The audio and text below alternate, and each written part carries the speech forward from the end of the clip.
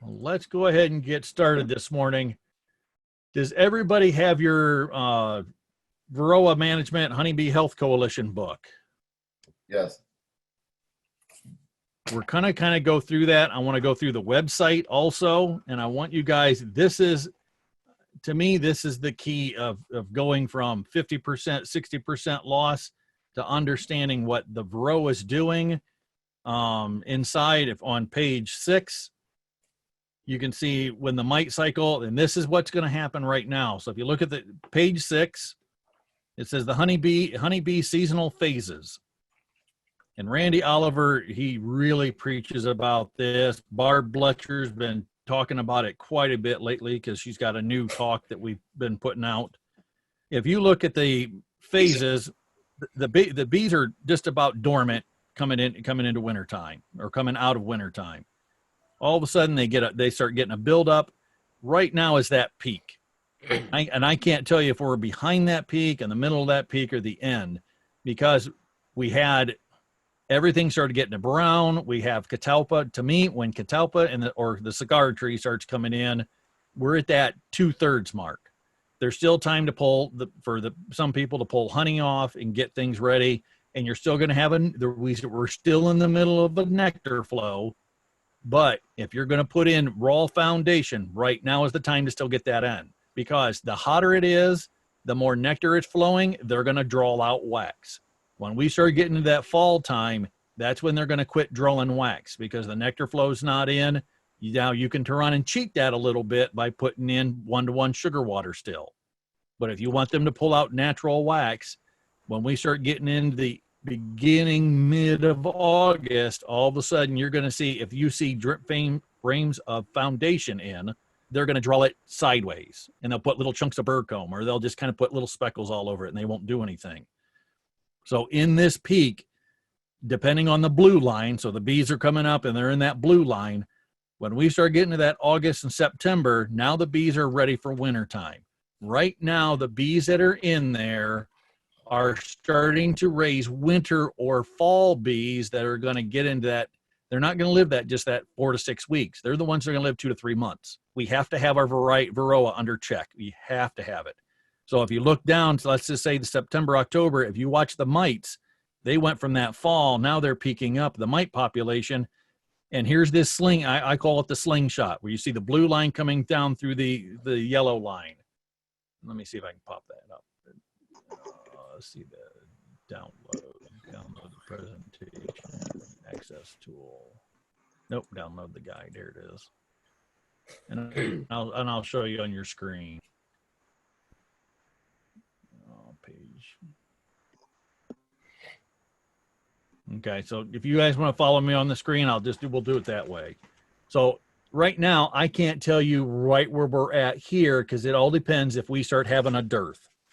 And just to explain it out, just like we had about 4 or 5 days ago, hot, the grass is starting to die, the weeds are starting to turn on, and everything's about done.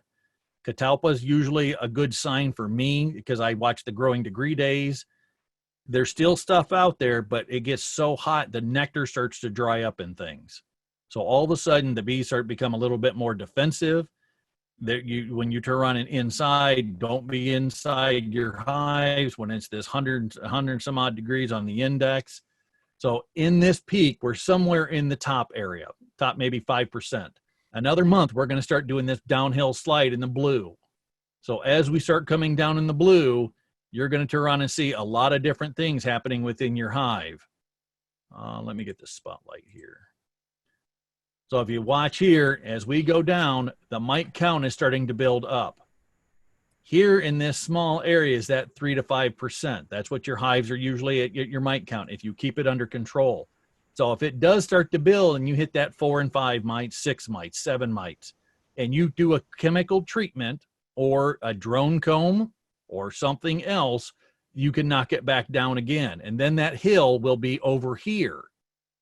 If you keep it into the fall, you keep this all the way, it never gets to build up. This is by nature.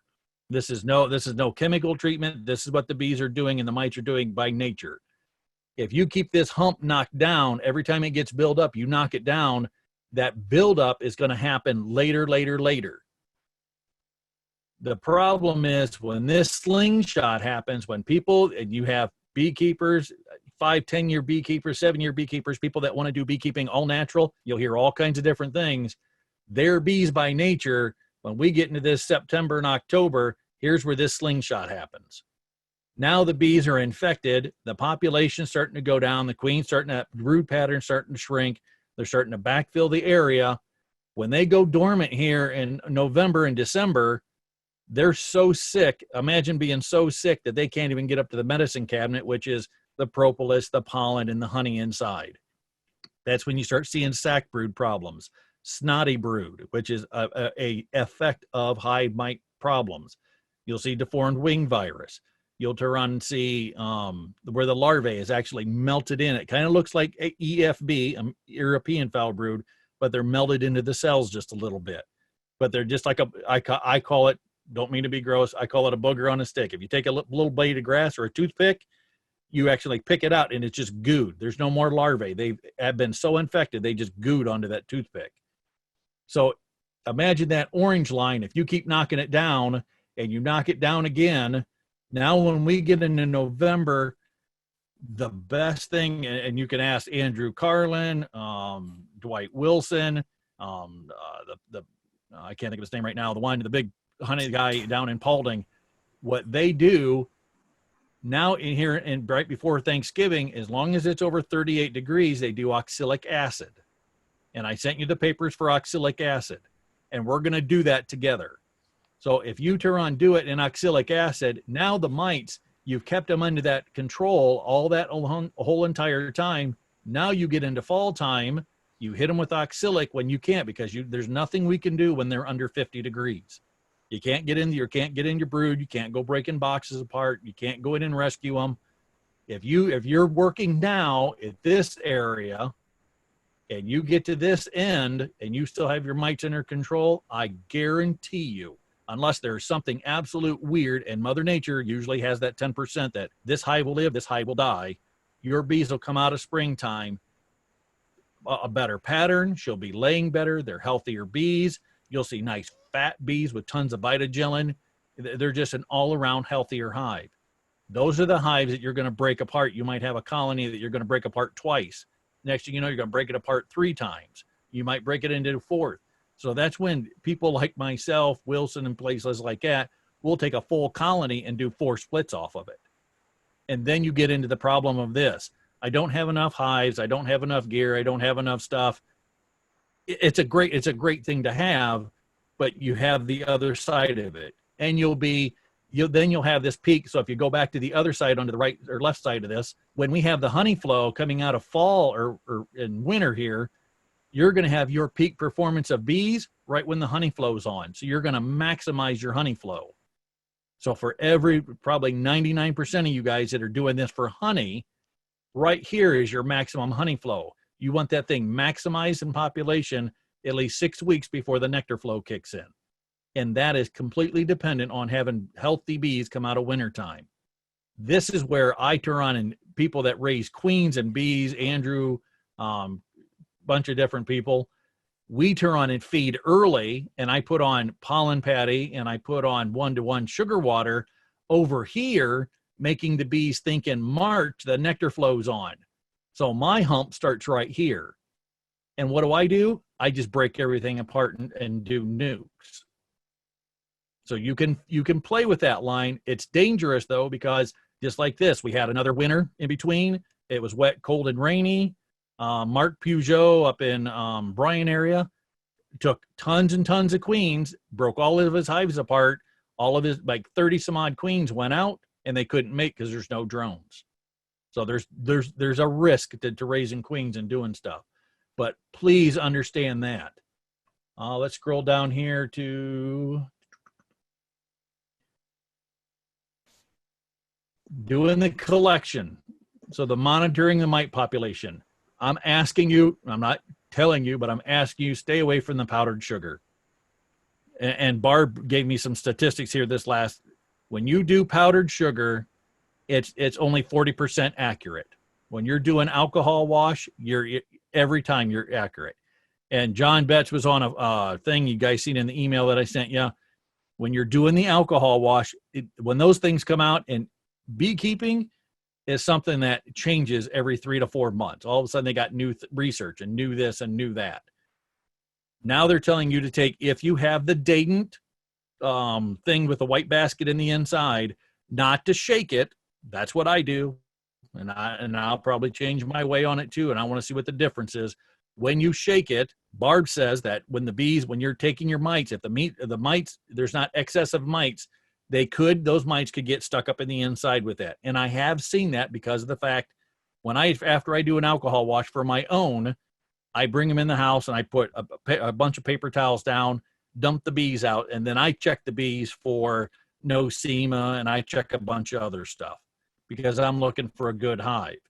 If you swirl it, so think about taking a glass of wine and swirling it, it's acting like a washing machine, and it's letting the mites get through that and out to the alcohol to let them settle. So it's just a better way. Not just Barb said it, but the Honeybee Health Coalition said it, and the other one has. So a lot of people are jumping on that. Remember, you're collecting a half a cup of bees, making sure that they're nurse bees from open brood. And that's a lot of the problem why people don't want to do an alcohol wash, because they're afraid of washing the queen. Start getting in that habit of watching the queen. If you want to get into a habit of catching the queen, make sure you have a queen clip. When you find her, put the clip over the top of her, let her curl up in the cage, let it snap shut, and set it on top of the hive off to the side. Let them feed her. Let her do her thing. You know she's safe. Then tear through that. You can speed up your process a little bit and go through a little bit quicker. So when you're going through, there's actually in that, there's a white line at the bottom and there's one at the top. One is for 100. So you should only have 3 mites per 100. Or at that top line, you can have up to 9 mites per 300. So this talks about the sugar shake, the dormant brood. We're talking about the dangers of population. When you start hitting your peak at 2%, which is you're getting up to that 9 mites. So by the numbers, the way Varroa turns around and populates from one month to the next, if there's open brood, if it's all worker brood, she's going to get out 1 mature daughter, 1.8 per the numbers, 1.8 mature daughters. So a foundress, that big red one, because she goes down inside, she lays a son. That son mates with his sister. Every 36 hours, she lays another daughter. The only ones that come out are the mature ones that have had their shell harden off and have turned red. The proto-nymphs inside that are clear, they will not mature. And once that bee merges out of the cell, the ones that are clear or white in the bottom, they'll die. They'll just desiccate. So we want to keep that nice and healthy. You can use ether, which a lot of people use. Drone brood assessment is using that. Remember, all of these things have a nice video. So if you're not that kind of person, read through the book first. And it's your book. Highlight it, put notes with it, putting sticky notes with it. If you ever come to my house and come to my library, you don't want my books because it looks like an absolute mess, but they're my books. This also, to back that up, when you read the part about oxalic, come in here and watch the video about oxalic. So you're not just reading stuff, you're actually seeing the video with it, and then take some notes. So it talks about sanitation. So let's start up here at the top. Will Varroa kill my bees? Absolutely. As an inspector for the last 5 years, absolutely. Integrated pest management is just the fact of, to break this down, you're treating the bees when the bees need to be treated. It's not, you don't go to the doctor's office and go, hey, give me some antibiotic and some heart medicine and a steroid shot and this and that, because there's no reason to do it. Don't treat your bees for chemicals. There's a lot of people that still get in this. I'm going to treat in the fall and I'm going to treat in the spring. That's it. Why treat when coming out of fall that maybe your bees, maybe you had some chewing genetics in it. Maybe your bees did a pretty good job and put in tons of propolis and had things. If your bees were only at 1 or 2%, why hit them with Mite Away Quick Strips or Formic Pro or Apivar or Apistan? So a lot of people that just don't do it. Sample methods, that's talking about the 3. Alcohol wash. If you cannot get a hold of alcohol, there's some other stuff, and I put it in the article. If you guys, and I'll send you the quarter. I think all of you guys are I'll double check. If you're not, I'll send you the link for go on Ohio State Beekeepers and then turn around and go on the quarterly newsletter. And if not, I'll send it to you guys anyhow. The essential oils, that is completely up to you, but you'll see the efficacy rate. There's not a lot of proof into it. Apivar will show you, Apistan, they have the videos for that. Formic acid is Mitaway Quick Strips and Formic Pro. They're the formic acid. That's what's in that family. Hop Guard, if you like drinking beer and hops, that's exactly what Hop Guard is. But it's an intensified where they squeeze the hops itself and extract the oil out. Oxalic comes with its own. Oxalic is you're actually doing where you can put it in a sugar water thing and spray the bees, or where you actually vaporize it. And I'm going to show you both methods. Sanitation and bottom boards. When we talk about sanitation, I ask people, what do you do with your burr comb? And you'll see people that go, oh, I get it on the thing and I just take my hive tool and I just throw it on the ground. When you're throwing out propolis and you're throwing stuff on the ground, you're putting off the pheromone. Remember, everything in that hive, there's 800 pheromones or smells that is going on in a colony at any given point. You're drawing in hive beetle, and supposedly, and by the numbers, you can go to Florida, University of Florida, Jamie Ellis does a talk that that hive beetle can smell burr comb and unprotected honey and stuff like that from 2 miles away. So they kick up them little wings. I can't imagine a little varroa flying that 2 miles, but all of a sudden you'll see that hive population pop up with hive beetle. This spring, we had a really blitz of it in the beginning. It's kind of dropped a little bit, but now hive beetle are going to start picking up again here in this fall. Sanitation as far as your bee yard. Don't lay stuff out like that. Turn around, put it in a container. Your propolis, put in your own little container. And now we have somebody local in Sandusky area that'll buy the propolis from you. She's doing tinctures, a facial scrub, a toothpaste, and some kind of gum something that you wipe on your gums for kid or toothaches. That's what it is. Just have your bee yard look nice. On the drone brood removal, that's completely on timing. Remember, when you put it in, once you see eggs, mark on the top, put in your journal that you want to remove it before what day. When do the drones emerge? That's right. I see everybody's lips. 24. Perfect. That 24th day, remember, if you don't pull it by the 24th and it gets the 27th day, all you've done is just increase the varroa load hundreds of times over. So just make sure you do. When you pull this drone comb, put it in your freezer for 24, 48 hours, thaw it out, and then put it right back in that slot. You can pull that drone comb out of the hive, put it in the freezer, and you can leave it empty. Within 24 hours, they're not going to fill that in with burr comb, and then slide that back in. And what they're going to do, they're going to uncap the drones, the heads. They're going to eat the heads off the boys because the vitagelin in their heads, and then they're going to carry the body out the front. And don't panic if all of a sudden you do that, and then in the next week, all of a sudden you see all these bodies coming out front, because then people think of what? They think of chalk brood problems. But chalk brood is only a early spring when it's wet, nasty, cold. That's that kind of problem. If you Jamie, yes, sir. I have a question about the.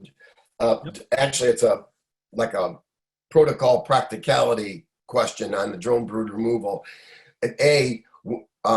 Like when would you put it in? Would like now be a good time based on the getting to be the peak season? The second question is so what do I do? It's really a practicality. It's kind of a stupid question, but I don't know. So I've got to take a frame out, right? To put this drone frame in, right? So what do I do? Yes, sir. Which frame do I take out? Like the honey one that's mostly honey, or I mean, I don't want to get rid of the brood frame, right? No. I mean, okay, I'm going to answer both your questions. So let me scroll back up here. That green drone comb is good from this peak here. When you start getting up the peak, that's when you start seeing drones in your hives. So all of a sudden you see them in the bottom corners. You'll pull a box apart, and on that top bar, all of a sudden you'll see them larvae on those top bars. That's when she's laying the drones out. A good time to put it in here When you do it, don't put it in the brood area in the center, because the drone larvae do not like it to be hot. That's why she's laying them in between the combs, because she's not doing it in the heat. So do it like on the outside. So you got your honey frame on the outside. So in that 2 slot, if you're running 8 frame, in that 2 slot or that 7 slot, and then that's what you're going to pull in and out. And that is Peggy Garnes, the president of OSBA. She is probably the absolute religious person that uses drone comb all the time, because she can use it from this season all the way over to the end. But what happens here in this peak, when we start on this other side, fall on the other side, the queen quits laying drones. So when we get into this fall, when we start doing this side and they start to depopulate, she's not laying drones anymore. So that green drone comb is not going to be no good. So what they're going to do, and I just had a phone call last week. Somebody made the comment that I used a green drone comb, put it more on the outside, and all the workers filled it up with honey and nectar. And I said, absolutely, because they're starting to shut that season down a little bit. We're starting to get to that. It depends when the dearth comes in. Last year, we never had a dearth. Last year in August, everything was still green. The ditch sides were all going up. So, John, when you want to do this, when you start seeing the end of that season coming up, you're going to have to pull those green drone combs. So that treatment regimen is over with.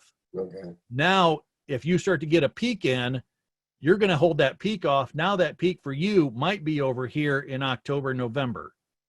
Then you're still going to have to treat before we get to that 50. Keep monitoring every month.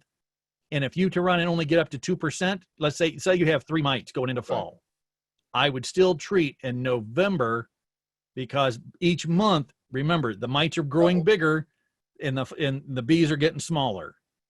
So that doesn't get an opposite ratio. Hit them in Thanksgiving before 38. We always have that wintertime. You can go out there with your jacket. I mean, you're like, oh, it's warm out. Go out and do an oxalic treatment. And then you reset the clock back, even back again. So when she starts to build back up in February, March, they don't even have a mite load. Okay. To answer your other question on that. What do I do with the drone? I'll get. Yeah. When you do that, when you pull that frame, I would just move it up a frame or put in a frame of foundation for right now. Because once we get a little bit later and another month in that, we're going to talk about equalization and getting your bees ready. So, not to speed ahead, but start thinking about when we start getting ready for winter. If you have 2 colonies, you could take a maybe 1 or 2 frames or 3 or 4 frames, or if you have multiple boxes, now you can equalize it out, equalize your resources, and start getting them so they're both ready. So you're going to have maybe both hives are doing perfect. Then you don't have to do that. But any frames of foundation that are still in that colony, they need to come out. And then you need to fill those areas with frames of honey, frames of nectar, or doing something to fill that up. Because once we start getting cold, she's going to quit drawing wax. That dead airspace does nothing for the bees. Okay. They have their heads down in the cells and gyrating, and that's what's creating the heat. Remember, they can't gyrate themselves, but they're gyrating against each other and creating friction. So that's creating heat that way. So if I have a box that's got on the end, which I have a couple that are just foundation. In fact, they're starting to draw a little bit. I would maybe put what I took out of the, and put the green drone comb in. I would take that which I took out and put it and replace it with the either just foundation or foundation with drawn comb. Is that it? Yep. Yeah. Okay. And here's the hard part about being a newbie. And this is the hard part. The absolute golden goose is to have a frame that's been drawn out with right. all the comb in it. For you guys, having that foundation is a double-edged sword. Yeah. It's nice because you're putting in new foundation. The hard part is you have to have your bees pull it out. Right. So when you have your second year, your third year, when you start having excess drawn comb in your garage or your honey house, all Tupperwared up, everything to go. They need room, or you go in and go, hey, she's starting to get honey bound and she needs an area. You can go right to your honey house, pull out a frame of drone comb, put it in there, and they can instantly lay eggs and do everything. So there's it's even hard for, I mean, even for me, when I'm doing nukes, I got to put in frames of honey, frames of nectar, frames of pollen, frames of brood, this and that, and then I got to keep putting in, rotating stuff in. But this is the time. I mean, when it gets hot and nasty, that's the time to throw in tons and tons of foundation to let them pull it out, or at least get it started. If they start a little teardrop and they get it started, or you have in your second, third year, you start getting excess wax, you put it in a little potpourri melter, you put a little foam brush and run that extra wax on it. It gives them something to draw onto, and they just go crazy then. Yeah. Okay. So that answer your question, John? Yeah. What I'm finding is that what everyone probably already knows, that on the end of the foundation, the like the one or two ends of the new foundation, they're drawing out in the middle, the middle 4 or 5, not the end 1 or 2. So each week, what I've kind of done is take after they've drawn the ones in the middle out, I've kind of put those towards the end and put the ones from the end in. Is that appropriate? And that's perfect. That's perfect. Okay. In 10 frame here that it. I don't know what the hell I'm doing. No, you're all right. Makes sense. And that's a good question to bring up. In 10 frame equipment, think of a tree. If you look at any tree, the bees aren't in that whole tree. They're in that center column. If you try and take 10 frame equipment, there's some bees that just don't go to that outside unless they're absolute jam packed. And by then you're already at 90% and they've swarmed. Don't be afraid of even taking it on the inside, John, and just flip them opposite, because you know they drew a little bit. Right. Sometimes if they're like that and she's really building up fast, don't be afraid. If it is not springtime, this ain't a springtime thing, but in the middle of season, don't be afraid of taking her brood area in the center and open it up and take it like the left side, take that frame of foundation and stick it in the center, right between the brood. Okay. If you put it between the brood, who's going to emerge in there in the next 21 days? All those nurse bees. Right. And when they see that foundation, the queen's going to put off pheromone, the workers in the house bees are going to put off pheromones, and they're going to draw that out even faster. When it's on that outside, they're using it like you would use your attic. It's there if I need it, but if all of a sudden you get a surplus of tons and tons of workers and house bees and there's an explosion, they'll go to that outside, but they usually take it if you don't do it all the time, and they'll glue it to the outside. Wow. And then it's so don't be afraid of doing that, but never take frames of brood and move them to the outside. Yeah, right. Always move it just that little bit, one frame at a time. If you did that, you'd end up with like chilled brood or something, wouldn't you? Yes, maybe. Yes. Yeah. Is there also something that? Just tell me if it's weird or not. It seems I have Hive 1 and Hive 2. Yep. Each of them have a deep and 2 mediums. Okay, so Hive 1, when I watch I watch them a couple times a day. Hive 1, I've noticed over the last week or two, isn't bringing in pollen. Hive 2 is bringing it in like gangbusters. Is that somewhat typical? That one hive has already got enough pollen or something? And well, think of, okay, remember the little sine waves I just showed you on the other? Think about each sine wave of one being brood, one being pollen, one being nectar, one being water, and all the resources they need. Depends on the age of the bees, age of the foragers, and what the colony needs as a whole. They're pulling in different stuff, and depends on how quick the queen is also laying. So all of a sudden, let's just say tons and tons of pollen comes in. After the pollen comes in, that entices, when the nectar flow comes in, all of a sudden the queen. So all of a sudden she starts laying tons and tons and tons of brood. If she's laying that maximum, we say, all beekeepers say 1,500 to 2,000. There's other science that says more.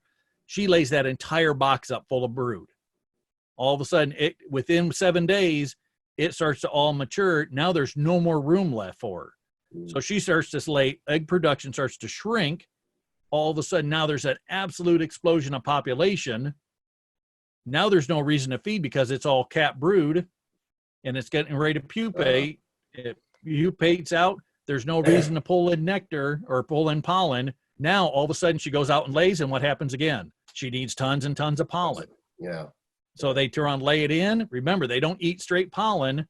They pack the pollen in and put honey over the top and make bee bread. Right. So there's all this pheromones. I mean, think about all this. Having your workforce, you're trying to tell your workforce, do this, and they're only bringing in this. And then remember, in nature, there's only so much things that are in bloom, so they're trying to do that. But at a point when they start getting to the full maximum, you'll see this next year, John, as a second-year beekeeper, and everybody does.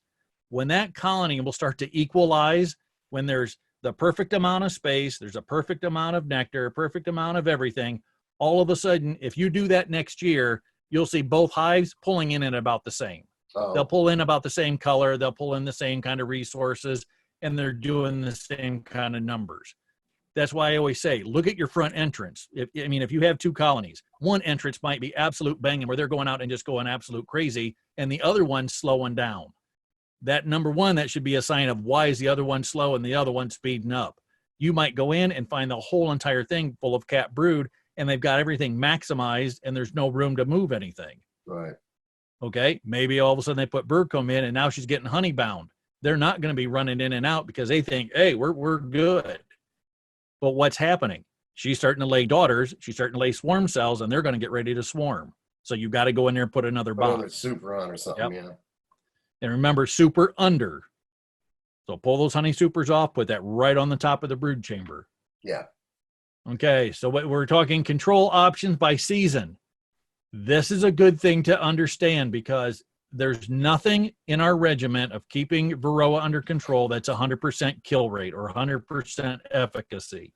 So it tells you highly effective, oxalic, right? And that has no heat temperatures to it.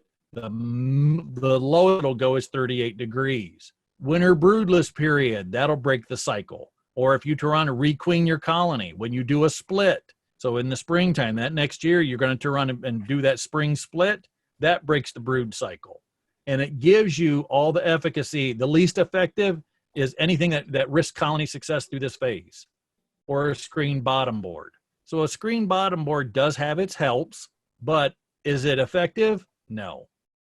Population increases, goes through all that, all the different things. Hop guard, colony division, which is making splits, requeening by hygienic stock. If you have a queen that's failing, all of a sudden it's not that good brood pattern anymore. It's spotty. It's a drone and a worker and a drone and a worker, and it just looks bad. Don't be afraid of killing, even though Gail has them by name. Don't be afraid of killing Eleanor and restock it with something else that's good. Population peaks, that's where we're at right now. We're in that top. In another month, the population decrease. That's when that Varroa is going to come up. If you do nothing, you're going to get slingshotted in October, and your hive's going to be dead by November, December. So this is a good thing. What's effective? Apivar. If you're a person that does not want to use harsh chemicals, you need to find other things that are going to still do the job. Right now, because of this heat wave, I can't put on that's Mite Away quick strips. I can't put that on because it has a 50 degrees and an 80 degrees on the top for 10 days. For the whole entire treatment time, I can't be above that. Here this last week, it's 91 plus, the humidity factor is 100. So if I put on Mite Away quick strips, you would actually kill brood and drive every bee out of that colony. The moderate is requeening by hygienic. You can do oxalic acid drip. Thank you. And the least effective, it comes down through here. And sanitation. There's always sanitation, but that's not going to, it's going to help. So it's a tool in the toolbox. It might help by 2% than it is with somebody who puts bird comb all over the ground and just throws it all over the place. The description of the Varroa controls goes through, it goes through everything like by that. I want you guys to understand this, and please, because I hear this every year through OSBA, the personal protection equipment. Every label, it's a label law. Follow the label. I can tell you that as a master gardener. I can tell you that Ohio certified volunteer naturalist. I can tell you that about everything. If it says a respirator, so we're talking down here, we're talking oxalic acid. When you vaporize that, it is a powder. You heat it up to 190 plus, it turns into a vapor. What if you breathe it? Your lungs are not at 180 degrees, and it reforms as crystals in your lungs. I'm going to tell you a little bit of a story. There's a gentleman in Florida. When I went down to the Bee College for Florida, I flew down to Florida, went to the Bee College with Jamie Ellis. There was and I'm not saying an immigrant worker, but a seasonal worker for beekeeping. He went down. His mask wasn't. It was too hot. This and that. He left the mask off. By the end of the year, they had him in the hospital with pneumonia. Jamie Ellis got a picture from the doctor that they released. They wouldn't put the patient's name or nothing. Put the X-ray up on the thing, and it looked like a Christmas tree. The oxalic crystals had recrystallized in his lungs, and he ended up dying the next following year. Oh. So this is stuff, when we say a respirator, the right, not the respirator you go pick up that you're kind of stopping like spray paint. That's a vapor. This is an acid. So there's a certain cartridge for each thing. Absolute eye protection. When you open up Mite Away Quick Strips, for those of you who opened it up, does that smell pretty good? That'll knock you on your butt too. Gloves, acid resistant, nitrile gloves. If you use leather gloves and you're using Apivar, Apistan, Mite Away Quick Strips, that acid in it, even though it's not going to kill you, you'll get skin burns and you'll have your hands in a bucket of milk all night long. The clothing, absolute, and that goes right along with everything. Don't be out in shorts and doing oxalic vapor and things like that. And always check the label and everything. And I'll tell you this just from being an experience. Even if you buy Mite Away Quick Strips today and you buy it next year, reread the rules. Because Mite Away Quick Strip used to say 7-day treatment, 1 time, 2 pads, which was 1 pack, and that was it. Now they've reformulated it and they've lowered it down. Now they say you can do it 2 different ways. 1 time, or now you can run and do 1 bag per top, and now it's a 10-day treatment. You do Formic Pro, and the Formic Pro rules have changed around too. So don't just think that you bought it. HopGuard has completely changed their treatments. It used to be 2 strips each brood area and 3 treatments every week. Then you had to do it. So 3 treatments along, and that's what it was. Now it's 2 strips per brood box, and it's down to 2 because they've reformulated it. On that line, can I just say something, Jamie? Yeah. On that Be Informed webinar, Be Informed, that group is now endorsing the second way. They're saying that's much more, they have data to support, and they gave it, that shows that the is it 21 day? Because it's like 2 different times. It's more it's effective. 7, 14, 21. Yeah, and they're saying the second way is more effective. I just thought I'd throw that in since it came up 2 days ago. Yeah, nope, not a problem. And it's good. I mean, please, if you're going to get in this hobby, and beekeeping's not cheap, and we all know that. Go to these webinars and talk to people that have been to the webinars and read these research papers come out. If you're not a part of Bee Culture, the magazine, or American Bee Culture, or excuse me, Bee Culture and American Bee Journal, if you're not, suggest to turn around and get those magazines. It just helps you.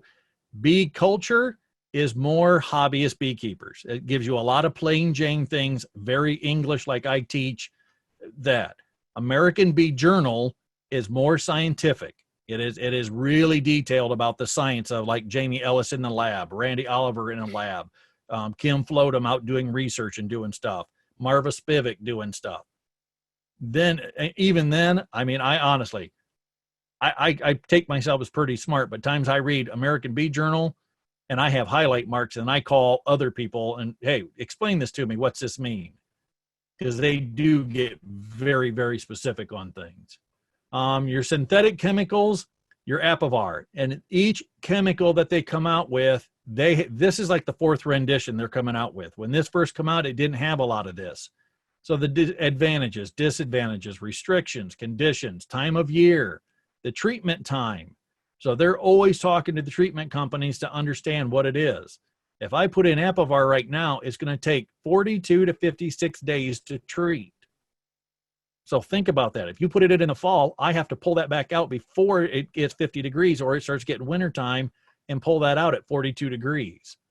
The mode of action is contact, and it tells you everything in there. And Amitraz, which is honestly, it's a nerve gas. That's exactly what they got it from World War II.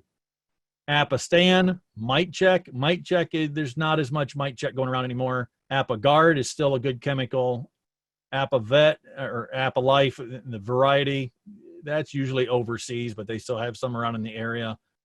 Mite Away Quick Strips, here's that 14-day treatment for 21 days. Now they've changed that around a little bit. Here's what I used to know. Full dose, 2 strips, 10 days. Now they have it, or a single strip for 7 days, 7-day intervals. So understand this stuff, because tons of people get, and it's like tunnel vision. Well, I always bought the product, I'm just going to use that product. But go down through and understand that each one of these have restrictions. They have different rules to them. They have different efficacy rates. They always put the disclaimer in here. And there's the biggest, probably the biggest names in all this stuff. Megan, George Hansen, Epstein. I mean, those are the guys that Dewey Carlin. Dewey Carlin is probably the biggest name in beekeeping across the world. I mean, even overseas. These are people that are doing that, all this special research into keeping this up. So use it to your advantage. Let me go back. I'm going to go back to the website real quick. Remember, you can download the presentation. There's a presentation you can watch that they do. Let me let Mike in here just 1 second. So there's a presentation you can watch on this. They even have a app for it. So if you turn on and go, well, I still don't know what to treat with, and I'm not sure, and you're just not positive about it. What the app does, the app will turn on and ask you questions. Did you take your honey supers off? What's the population? What's your, and it asks you these plain Jane questions, but it's the questions you're thinking about what they're doing. So they're trying to ask you, what's the heat? What's the temperature? What's this? They're just asking you these basic questions.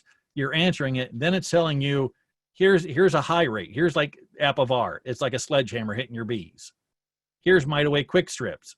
Not as effective, but it's organic. And not organic in organic honey, but it's organic. It's still an acid. And here's the least amount. You could use a drone comb or use a screen bottom board. And then it's your choice to treat. But remember, if your mite count runs away from you, and I'm going to say this to everybody, if you start monitoring and all of a sudden you got up to that 15, 20 mites per 300, and it starts to get away from you, when you treat, do another treatment, do another alcohol wash after the treatment time is over. So Mite Away Quick Strips, we know we have 14-day treatment. So I did a mite count. I'm at 32. I'm going to turn on treat with Mite Away Quick Strips, because all of a sudden now it's the little bit of fall time. Say I treat in another 2-3 weeks. That efficacy or kill rate is still only 90%. 90% of 30 some odd percent still might be over your regular 9 mites per 300. So say I go and do a Mite Away Quick Strip. I do my treatment. I pull my treatment out, give them about a week to recover, go back in and do an alcohol wash in the open brood area, watch for the queen, half a cup of bees, and then do a follow-up, because what the follow-up is going to tell you is, did you put it on at the right time? Did you put it in the right place? Did the bees accept it? And remember, there were always resistant mites to whatever chemical we put in, because it's not killing 100%. If you look at any of these on the label, they're all 92, 90, 97, 95, 94. They're all in the 80s or 90s. So remember, if you have 100 bee or 100 mites in there, let's just say 100 mites, and you treated and it killed at 95%, you still have 5 mites that are resistant to that chemical, and they're running around repopulating. So if I use that same chemical again, so don't think that you went out and bought a box of Mite Away Quick Strips and I'll just hit them with Mite Away Quick Strips again, because those 5 that have repopulated and that are breeding out are now resistant to Mite Away Quick Strips. So you need to treat it, follow it up with something else, with oxalic. If it starts to get out of control, or it would ever be that high, start with that, switch it over to HopGuard. Now that's organic on the other side, or switch it to Apivar. So you're always switching up the chemical to keep the resistant mites that are getting away at that 1 or 2 or 3% at the top that are getting hit with something else. But remember, is that 100%? No. Somewhere along the genes or this inbreeding of mites, there's going to be 2 or 3 again that are resistant to it, and that'll start that whole population over again.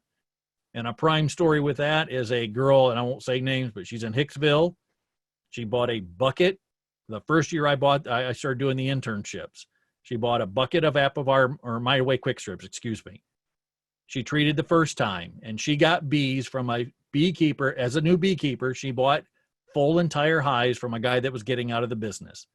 He never treated. He was all organic, never wanted to put chemicals into his bees. She bought the bees in the spring. I checked them then, and they had a mite load of, I think it was 9 or 10 per 300. And that was early spring when we started breaking them up and moving them into her equipment. I said, go ahead and treat. She treated. They got them under control. The next month, she said it got, or 3 or 4 months later, it's got up again. She turned around, hit them again, which I thought she was using a different chemical. She used the same chemical. In the fall, she treated them with the same chemical again, lost all 6 hives in the spring. And then we took the dead bees. Remember, when your colony dies, your job's not done. Go out and do an autopsy. Go out and take them bees at the bottom, take a half a cup of them dead bees, pull each frame. So you're going to do your alcohol wash with them 3B or them 300 bees. Then if you do an alcohol wash, a guy in town lost a hive in our club. He done an alcohol wash on his dead out. It was 125 mites per 300 bees.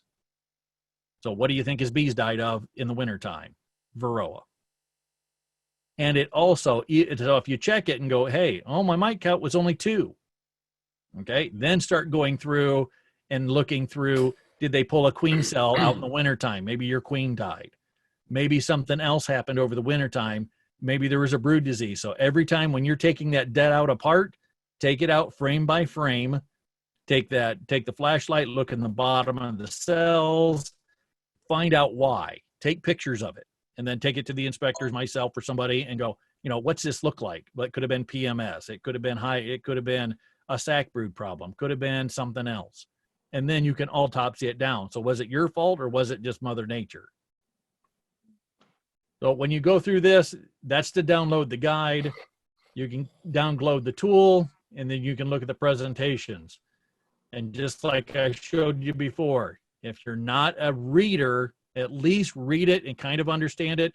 And then after you read that section, come over here and watch the videos. Oxalic, right here, it's going to give me the entire video about the safety of what I'm doing. I won't play it, but it tells me exactly what's going on, and I get to watch it. So if you understand it, it gives you multiple ways of doing it. The best part is doing it hands-on, and I completely understand that. So there's the book, and if you look on the front, in the front cover, the ones we took, they let us have publishing rights. So OSBA, if you open it up on the front cover, it has, do you want to be an OSBA member? And then it's got all the different, or you can sign up and they'll actually send you different updates as each thing. And I can't see. Oh, this is the 7th rendition. Excuse me. Wow, I'm even behind the times a little bit. But they upload this all the time. I knew they were working on the 5th, so they've done 7. And I can't tell you what the difference is without looking through all my books and seeing exactly what each rendition. It could be a chemical difference that they've all of a sudden, now the chemical company said something we're going to change, and they made another rendition of it. So always kind of look down here, the rendition, and see what you have. Our books that I just gave you, June. Oh, we're all right. We're at the 7th, June 1st, 2018. So we're good. But check that, because last I knew it was the 5th. In my head, I knew it was the 5th. All right. Got some test problems for you. So we'll take a 5-minute break, go up and stretch your legs a little bit.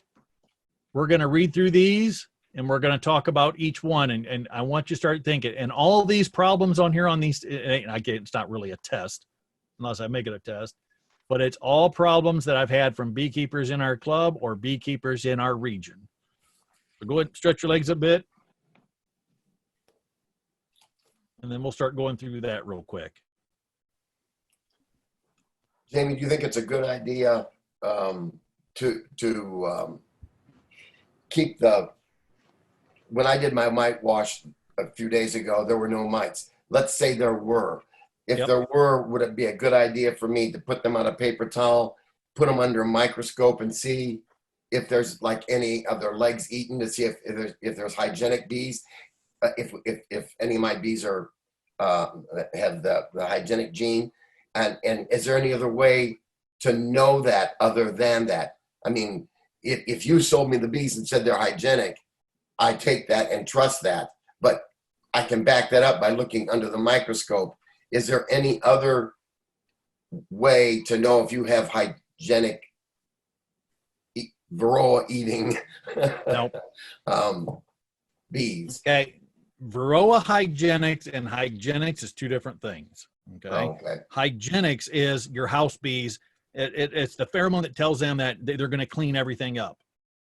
What Purdue does, excuse me, they take 1.5 inches. I think it's 1.5 inches or 1 3/4. I have to look in my book.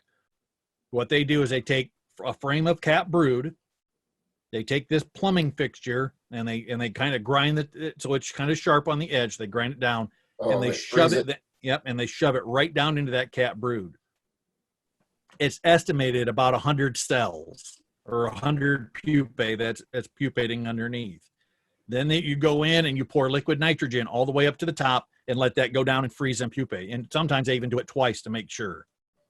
What it does, it gets down to that, it chills that cap brood or cap brood pupae and freezes them solid.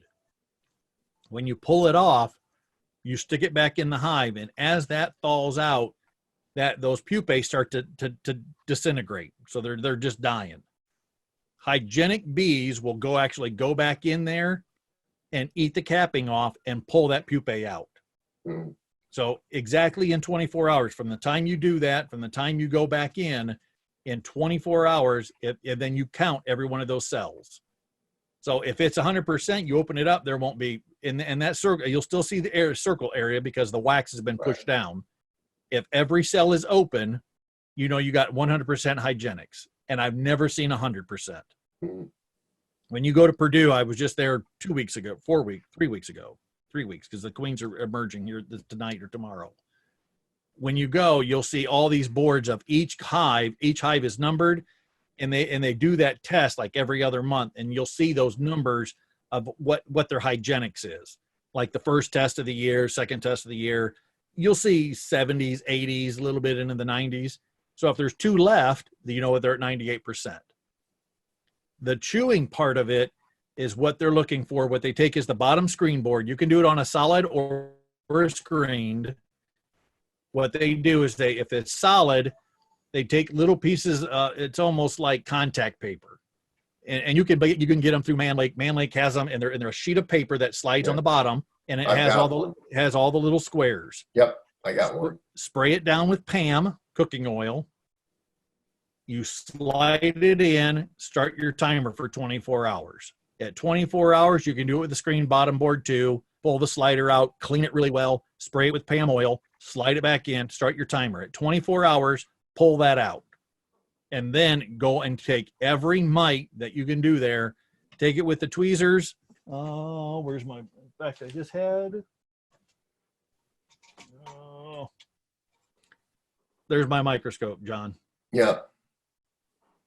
You can do it with this, or I have a handheld unit too. So you can do it with this one too. This one, I can actually take a frame and then just like a pencil and then look down and see the varroa in the bottom. What magnification is the handheld one, you know? Oh, geez, you're going to ask me that. 100, 500, 50? 1,000. Wow.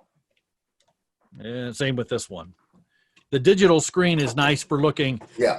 So this one here, this is nice because when you're picking up the mites with the toothpick, I mean, just take a toothpick, put it in a little tip of water, and then you just touch the mite. And then the adhesion from the water will pull the mite right up.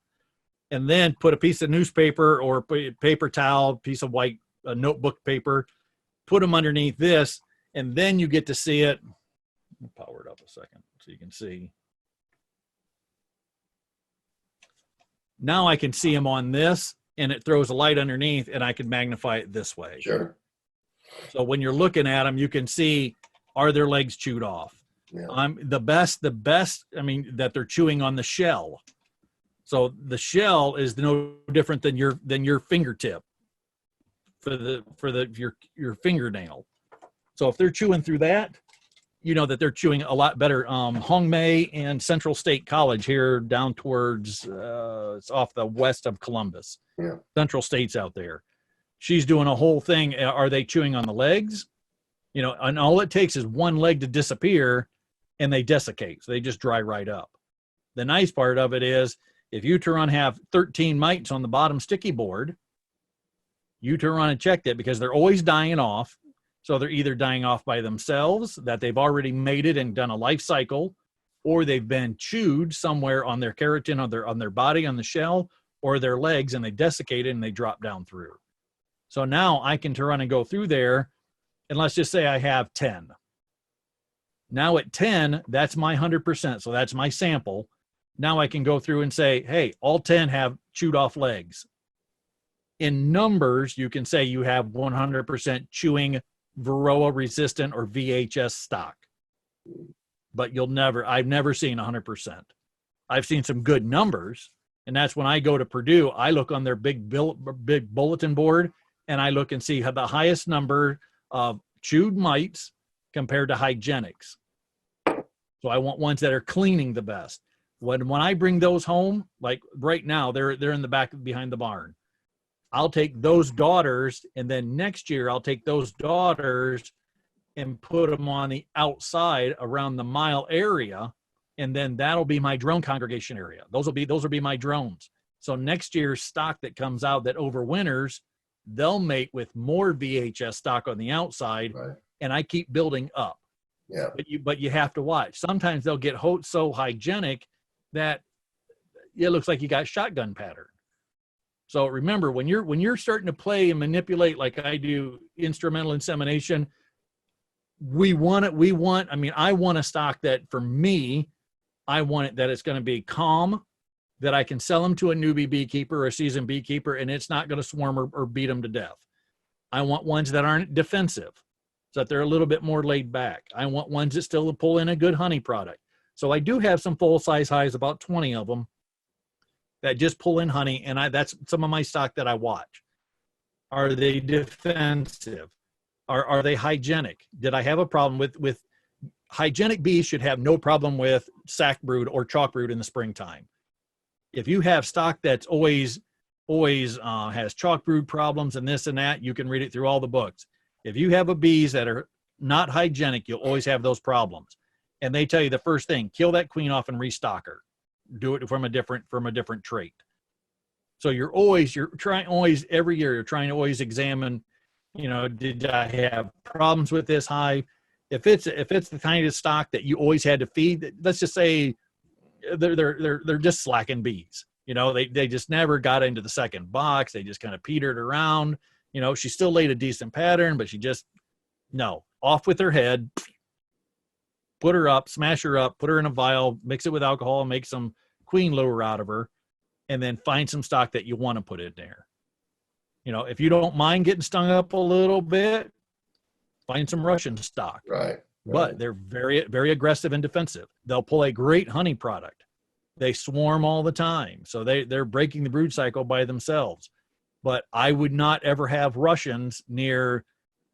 I mean, if I lived in a neighborhood or had grandkids or anybody around that might get into them, I would not stock Russians because they'll come out and meet everybody 200 feet away. Mm-hmm. So it's just best to be safe. That researcher you're talking about in Central State, is that Chinese lady? Something Mi Lao Ying or something like that? Yep. Hongmei Li. Yep. There you go. Yeah. So I just read something from her that she believes in the next 5 years that there's going to be that for the last 5 to 8 years, there's been a lot of genetic engineering taking place, and that another 5 that perhaps the Varroa issue will be much more under control just by the Varroa hygienic Yeah. bee. And what they're doing in Central State, they're doing a lot of liquid nitrogen tests, tons and tons. But they're actually measuring bees, the mandible parts inside the bee. Bees by nature have long mandibles because they manipulate wax, they're defensive, the whole 9 yards. But what they're coinciding is when they have long mandibles, they don't have the force to be able to chew on Varroa.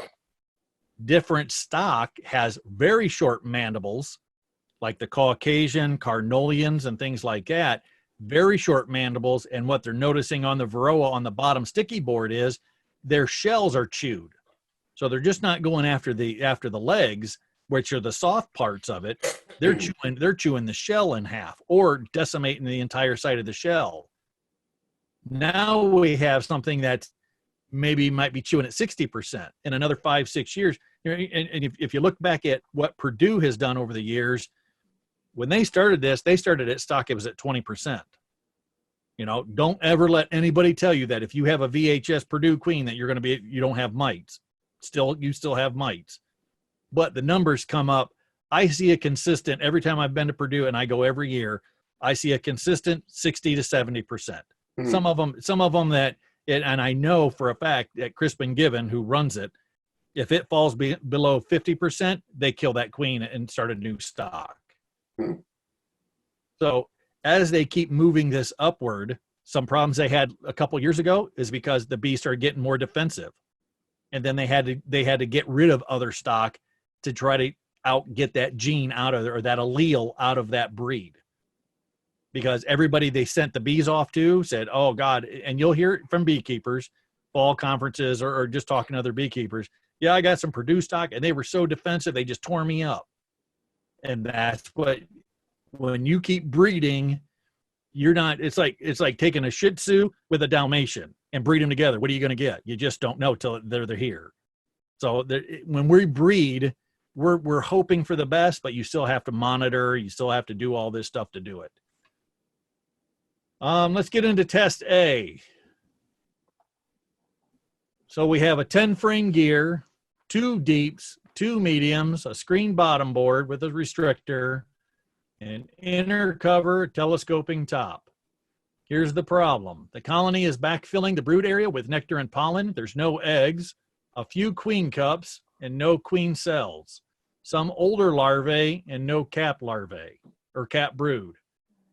Upon the hive inspection on the outside, the foragers are coming in and out, but some are going underneath. The guard bees are all over the front. Internally, large amount of bees on the bottom. This is a little bit more advanced question. You guys probably haven't seen this, so I'll read the rest of it and I'll explain it. The large amount of bees on the bottom screen board looking through the screen, and there's fresh comb underneath it. Be aware of this, and you'll see it probably 3 or 4 people in the club every year. What has happened? This colony's backfilling. In the hive inspection, there's nothing. I mean, there's no eggs. Few queen cups. But remember, are queen cups bad? Absolutely not. You're going to find them all the time. And no queen cells. That means they're not drawing it out. There's no egg or no larvae inside. The key in this question is the large amount of bees on the bottom screen looking through the screen, and there's fresh comb underneath. What has happened, and you'll see this with screen bottom board or solid bottom board, the old queen, when they went to swarm, instead of her doing this nice, beautiful mated flight, she's lazy, and she just went underneath the colony, crawled underneath, and started drawing comb from the bottom of it down. So if you have a hive that's suspended upward on a hive stand or anything like that, they'll go underneath the colony, and they'll start to pull another comb. If it's a solid bottom board, they'll start raising. You won't see this on a solid bottom board as much because the queen pheromone in the box is gone. So they're not worried about it. On a screen bottom board, though, if you think about it, if she went underneath in the basement and that queen pheromone keeps coming up, the colony's doing their thing, right? So there's queen pheromone, except she'll be underneath the screen starting a new colony. And sometimes if that brain starts to draw out a little bit, she'll actually have a colony underneath with a queen. She's laying eggs and larvae, everything. So every once in a while, take a peek underneath. If you have it suspended up, Adam has had it. In fact, Adam had a comb that was probably 1.5 feet long because his base is actually kind of closed in. Chris or Copus has had it happen. I've had it happen. 2 or 3 people in the club has had it happen. So that's a little bit more, but that's just a quick on that one. Is that like an on-site, swarm? In other words, Yep. the queen went out. Yep. Side, Instead of flying, she just came out the front Just door came- and crawled underneath. Okay. Oh, Number 2, an 8-frame gear, 2 deeps, 1 super, screen bottom board, restrictor, inner cover, telescoping top. The problem, dying and spotty brood. Think the queen is bad and needs a new one. Could there be a disease? That's the problem. The hive inspection, the foragers are coming in and out. They look healthy. Internally, the queen is laying eggs everywhere. Jet black frames of comb, some pollen, some nectar. Young larvae is brown, yellow, and dead. Anybody want to take a stab at that? Or even the ones that are muted want to take a stab at that? I would go for their diseased and probably either find a mentor to question or call the inspector. Very Because good. yellow and dead and brown. Okay. could be like European foul brood, because a lot of times with that, you see very spottiness against there. You see sometimes like the brown, yellow, dead, dried up. You could take like a toothpick and check the cell out to see if, and then definitely get a hold of the inspector to have it checked whether or not it has to be treated by either, if it's European foul brood, then you're gonna have to use some source of, an antibiotic, tetras. Yep. And you have to have a veterinary And feed then you have to directive have for a that. vet who's on board. I want you to Best if look. he was a beekeeper. Okay. I want you to look at a key word in here: jet black frames of comb. For those of you that bought a nuke and you buy a nuke from a beekeeper and it has that brownish, amber, brownish area because it should be 2nd or 3rd year comb. Remember, every year that comb keeps getting darker and darker, that the wax is hygroscopic. It's pulling in and locking in moisture. It's pulling in and locking in chemicals. If it could start to get jet black, and this was a beekeeper up in Ney area, or between Ney and Mark Center, all his frames were jet black. The queen's laying eggs everywhere. There was pollen, there was nectar, but all the larvae were dying. This comb was so bad, when we sent it off, it had 192 different chemicals in the wax. Ooh. So remember, when you start having comb that's getting nasty, that you just, in your heart of hearts, you look at it and go, that doesn't look like nice, fresh comb. Throw the frame away, melt the wax off of it if you want. Don't ever use that wax for facial products or selling it for candles and things like that. But if all else, throw it in a burn pile and just call it good.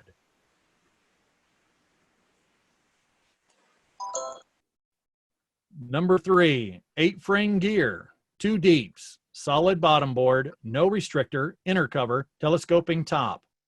The problem, bees were hanging out all over the edge of the bottom board. Now only a few amount of bees left. Did they swarm, and what do I need to do now?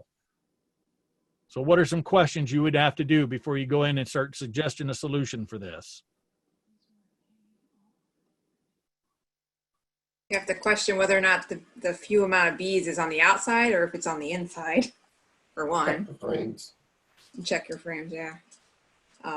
They could have been just bearding, but if you look on the inside, if there's more bees on the inside, it could just be that like I said, they were bearding. If it's empty, there's no queen cells, swarm cells, or room. Could have been a swarm. Okay, And Jen. also too, the time of year, if it's in the spring. Yep. So wrap this all up in 3 words.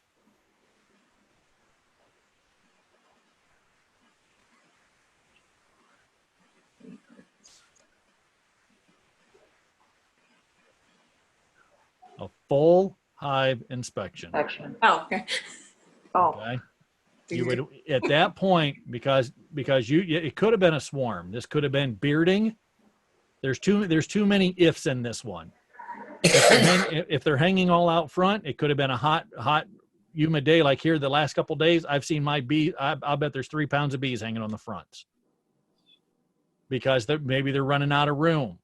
Maybe they've swarmed. There's too many ifs in this scenario. And this was a phone call that I had. And she goes, what's the problem? That's a generic for me, and there's not enough information, but you need to go back into a full hive inspection from the top all the way to the bottom. If you go through, you pull the top off, it's all honey, you pull that off, the next box, say you pull out the outside frame of honey and nectar, the next couple frames you pull in, and there's eggs. You're right back at it. You know, it's good, but maybe the population dropped. Like Jen said, maybe you go in and find a queen cell or a queen cup being pulled out into a queen cell. There's not enough information in this one, so you need to go the whole gambit, go in and do the whole entire search from top to bottom. Good job, ladies.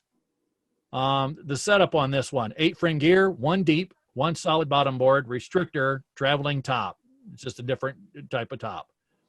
I have drone brood everywhere, but I saw a big, healthy, looking queen. The frames are a mess. So what questions or suggested solutions would you ask?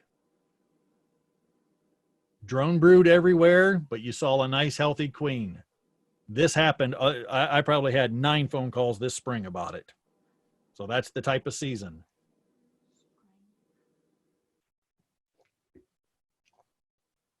Did she not mate properly?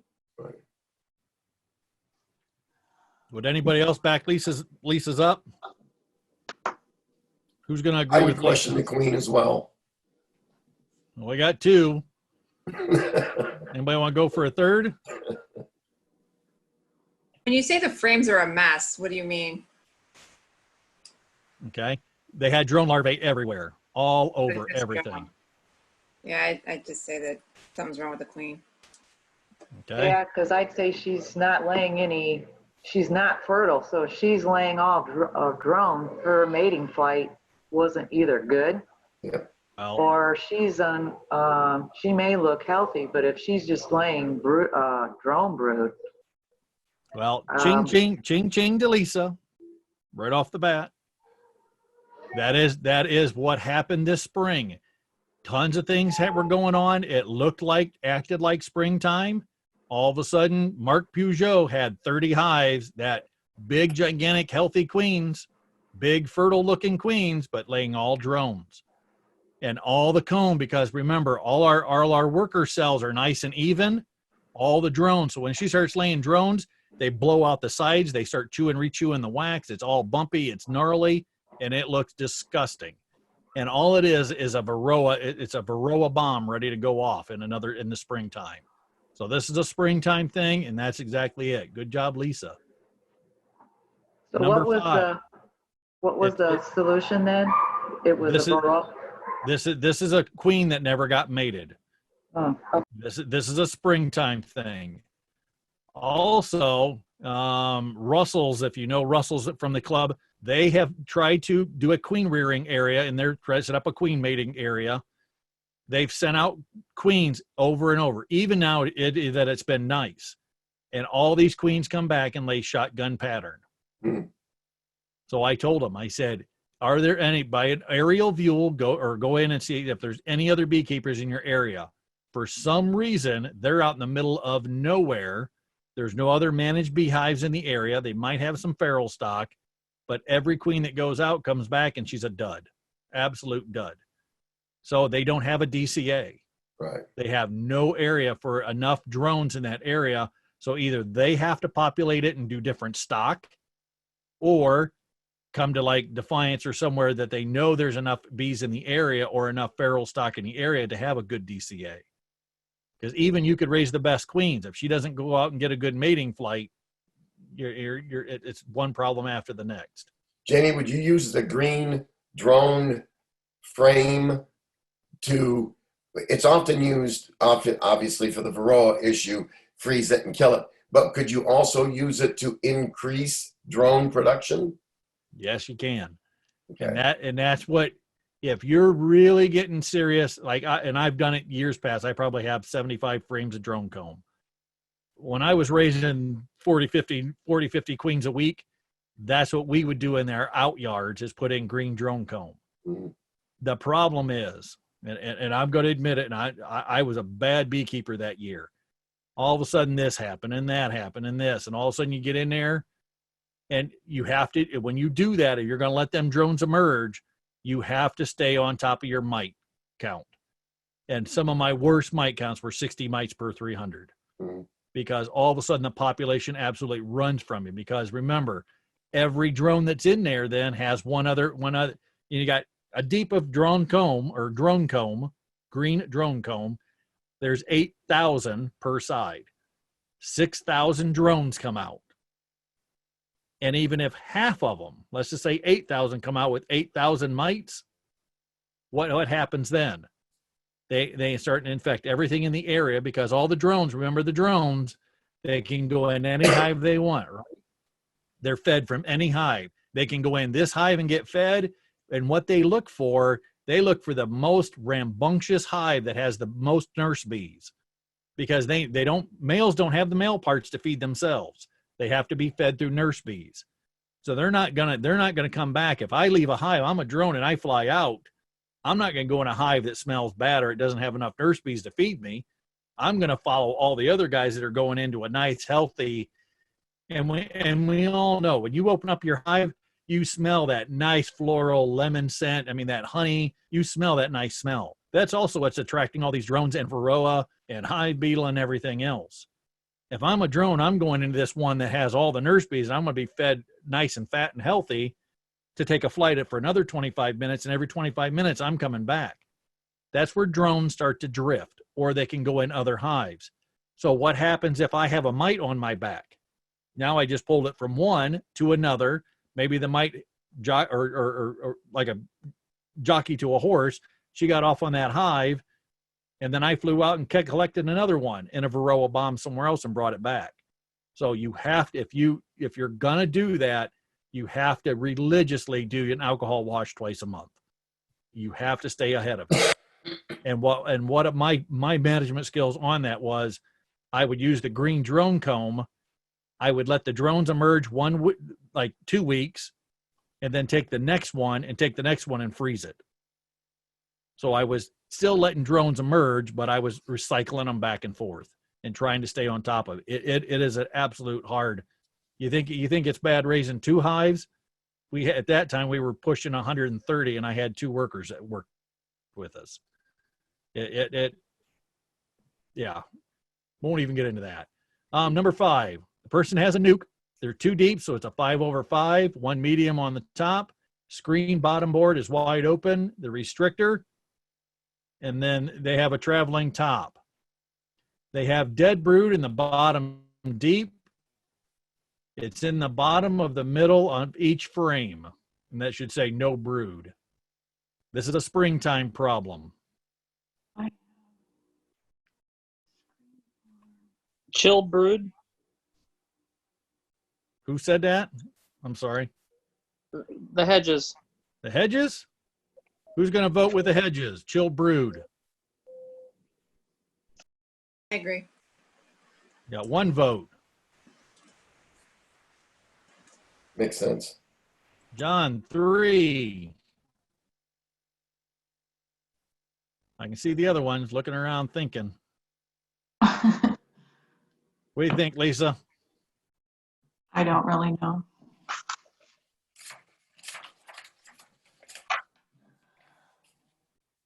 Mr. Hedge, you're correct. The dead brood in the bottom deep. Screen bottom board, springtime problem. This is what happens, and everybody will see this. If all of a sudden you're pushing your bees, especially in a nuke, doing early splits, you start to build up. If she's laying in that bottom area and we get a second chill, there has to be enough bees in a workforce that survive to cover that brood. Remember, the most important thing to the colonies is the brood. If there's not enough bees to cover that, they're not going to go along that edge of that bottom. So if that queen went along the edge of that bottom, say 1/3 of that frame, and laid eggs, and there wasn't enough to colonies or keep that warm, remember, they got to keep it at 95 to 98 degrees, all that bottom in the bottom, and it will look like EFB sometimes. It depends how old the larvae was, but that's exactly what it was, brood. And people see this all the time. And if you know what it is, that when you pull the frame, if you ever see it, you'll pull the frame, you'll have cat brood on the top or open larvae, say old larvae, the big fat C larvae, and you'll see the cap. And all of a sudden, that's what it looks like on the top 2/3. It looks beautiful.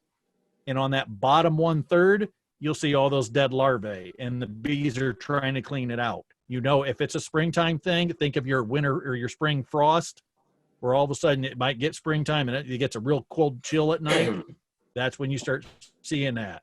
Screen bottom board is also a problem. That's where it's not enough insulation to stop that cold. Good job. We'll go through test B, and I think I'm going to leave you test C for you guys. And I'll put test C, I'll put it in as a survey monkey.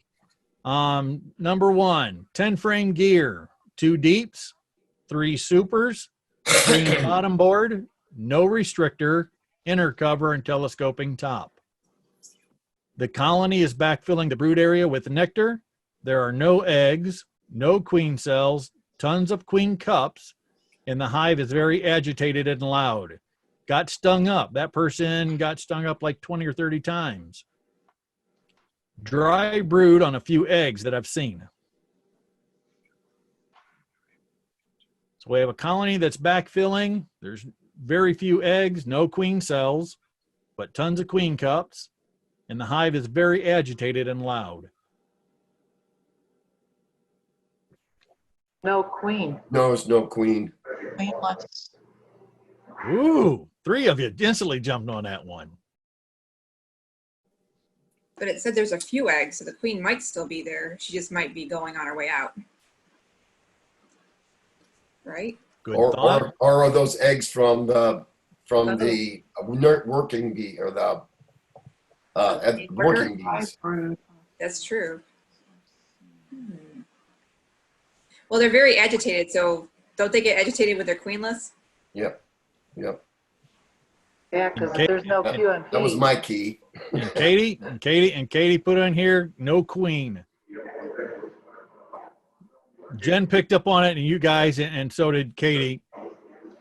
Agitated and very loud, got stung up. This is a queenless roar situation. When you go out to your bees and your bees are meeting you before you get to the colony, and you pop the top and instantly they're into a cloud or a flurry, and you instantly hear that roar kicking up. There might be a few eggs in this, but something happened. It could be that the queen started to lay a few eggs. Look at the pattern of those eggs. If it's spotty or it's all over, they might have, and I've seen it more than a few times, so I can't say I've never seen it, that they've actually, the queen does not have enough QMP. You usually see this with people, and I ask a question on this. How long have you had this colony? Well, this is the 3rd year. Have you ever requeened? Nope. Or a 2nd year. The queen ran out of QMP. She ran out of semen. She doesn't smell healthy. So what happened? They're starting to backfill the brood area. They know that queen's not healthy. So they're in that brood area. They always keep that brood area open for that queen. If you ever see that wet, watery nectar in the brood area, in the middle of that football, you know there's no queen, or that they're actually backfilling so fast. That means nectar's coming in so fast. So for you guys right now, you might even see that. Tons and tons of wet nectar coming in. That means for you guys, if you still have a queen, still see eggs, they're backfilling because they don't have enough room. If they're backfilling on this and only a few eggs and no queen cells, but tons of queen cups, that's really nothing. But that very agitating got stung up, and dry brood, the dry brood, remember, the ones that were here, this larvae and this dry brood, that means there's nothing left. There's nothing for them. So do you do you close it back up, walk away, and come back the next week hoping to see queen cells, or do you buy a queen that's been mated and put in? Okay. And really good point, John. So for the solution for this, here's two different ways. I can go, or a few, but it's mostly one. I can go out and buy a mated queen, leave her in the cage for 3 days, and then release her on the third. That's the immediate, I mean, boom, that problem solved. But here's the kickback to that, a drawback to that. You got to find a mated queen from a queen dealer that usually has a waiting list of a month. Other options is a virgin queen, which a lot more beekeepers or queen breeders have virgin queens sitting around. And in this situation, so you don't have a laying worker develop. If it's over 21 days, you're going to have a laying worker develop. Take a frame of eggs or very young brood, not cat brood, a whole frame of all young brood, and put it in that colony. Take one of them old frames out of the center, wherever that's the least amount of worth, put in that frame of brood. The brood will give off the pheromone of the queen, of the old QMP of that queen, and it'll stop a laying worker from developing. That's what's going to take the longest, though, because of this. Now, if it's an egg or a young larvae, they have to draw it out. She has to emerge on day 16. She's got to go out and get a mating flight. She's got to come back and lay. So you got a month and a half that this colony has nothing at that point. And at that point, here's the other kickback to that. She goes out and flies out to take a mating flight, and she never comes back. Right. Now you're almost 2 months in the hole. So that's, I mean, but what you could do is, I mean, this was my thing, this is my solution to it. I don't know when they went queenless, okay? Until I look back at my notes. Did I check this 2 weeks ago? Did I check it a month ago? I mean, did I have family issue like I got going on now? Did I check it a month ago? I would instantly take a frame of open brood and put in there and stop from a laying worker, because once you get a laying worker, that colony's done. I mean, honestly, I have never met a queen breeder that can find a laying worker in a colony, because guess what? All the workers look alike. It's just some of them have got a little bit fatter and they're laying tons and tons of eggs. But that colony, I mean, the only thing you can do with laying worker is shake all the bees out 50, 80, 100 feet away, put all the combs back in, divide them up, and that whole colony's done. So put in a frame of laying or of young larvae in there, and then start making phone calls. You know, hey, Jamie, do you got a couple virgins, or do you have a mated, or do you have something in between? Or do you have some cells? You know, the little cells that maybe on their 13th day, Right. that I could say, hey, John, I got it in 2 days. You can come get a battery box. I'll put them in some foam. I'll put some attendants with it, wrap it up in a paper towel or in a beach towel, take it home, put them cells in there. And guess what? Buy 2 of them, $7 a piece, a lot cheaper. Put those 2 in, kind of space them out on the hive. There's your chances. At least one's going to emerge, if not 2. If you find both of them on that 3rd or on the 16th day when she emerges, you can make another split. But at least your success rate, you've stopped it. If you turn around and buy a virgin, you're up to $10. So you buy 1 or 2 virgins. Still, there's that little bit of chance that she goes out mating flight, never comes back. Right. Or you pay $40 and you turn around and get a mated queen, because as a queen breeder, I've taken all the risk and I wanted to make sure she's laying 2 frames of brood in the whole 9 yards. Right. So there's all your options, but that very good. What if I had a nuke? Could I take the queen out of the nuke Absolutely. and introduce? You can? Absolutely. Okay. Yes. Okay. And that's what nukes are for. And when we go to the PowerPoint here in just a little bit, that whole PowerPoint's on that. Then do I buy a mated queen from you and put in the nuke then? Since I took the nuke queen and put it into the old, whatever, the original box? That is an option, and we'll go through. Oh, okay. Not to hold you off. Let's do that during the PowerPoint, because I'll show you all those different, and that is a good option. You know, you turn on, do that. If the nukes build up a little bit, so just say it's a tiny nuke, take the whole entire nuke and put it inside that big colony and save your big colony. But if you really want to save your nuke, then take that queen, put her in a queen cage, put her in a queen clip, get a queen cage, put her in that full-size colony, because they don't know that QMP of that queen. Right. Let her stay in there, put the queen candy on. Usually 90%. They chew the end of that candy out and they release her within 24 hours. But by the third day, if they haven't eaten all that candy out, or maybe the candy's too sticky or it's too hard and they don't chew it all out, take a toothpick or a pen, pop it, lay it on the top, and she'll walk out, walk down inside. You just save the entire colony. Number 2, 8-frame gear, 2 deeps, 1 super, screen bottom board, a restrictor, inner cover, telescoping top. The problem in the phone call was massive amount of dead and dying bees on the landing board, all over on the ground in front, and absolutely stinks. Disease, probably one of the foul broods. Be my guess. Anybody want to back John up or another thought? I would agree with that. All They right, could, they could have opened the hive when it was too hot and they killed them. That's how they're. yeah, that's it. That. So we got 2 different theories going now. Katie says disease, so she's got voting John. Well, if it stinks like a chicken coop, then you're talking some type of foul brood if it smells really bad. Nope, this one didn't. I'll just cheat and tell you this was not no chicken coop. Okay.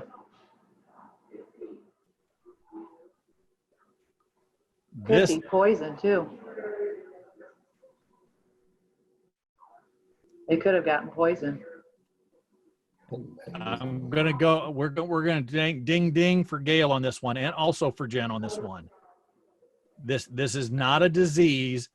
When we start to see massive amount of dead or dying bees on the landing board, it's usually a chemical kill. And I've seen 2 of them in my lifetime so far. One was the neighbor was spraying a bunch of stuff, and the guy had the hive next door. The other one was Dylan Westrick. The guy was putting in corn, and the corn dust has neonicotinoids in it, and he lost 4 hives. And I mean hundreds. I mean, it's like taking pounds of, like, take both your hands and scoop them together like you're gonna make a snowball, and those were dead bees. 3-4 pounds of dead bees on the front. The stinking is where the bees get so infected. If you look at them on the front landing board and in the ground, they're just twitching. They're just everything. At that point, if you ever see this, you call the inspector right off the bat, or call Barb Bletcher at the state. You have to call ODA, Ohio Department of Agriculture, and you call the pesticide division. You don't, I mean, you let Barb know, but she can't come down without the pesticide. Pesticide has to control it. Take samples instantly, scoop up those bees, put them in a Ziploc bag. Take your phone, take as many pictures as you can, take some video, close-ups of all the bees in the front, bees on the ground. The pesticide company, and the reason we say that, instantly take samples for yourself, even if you want to do all the samples.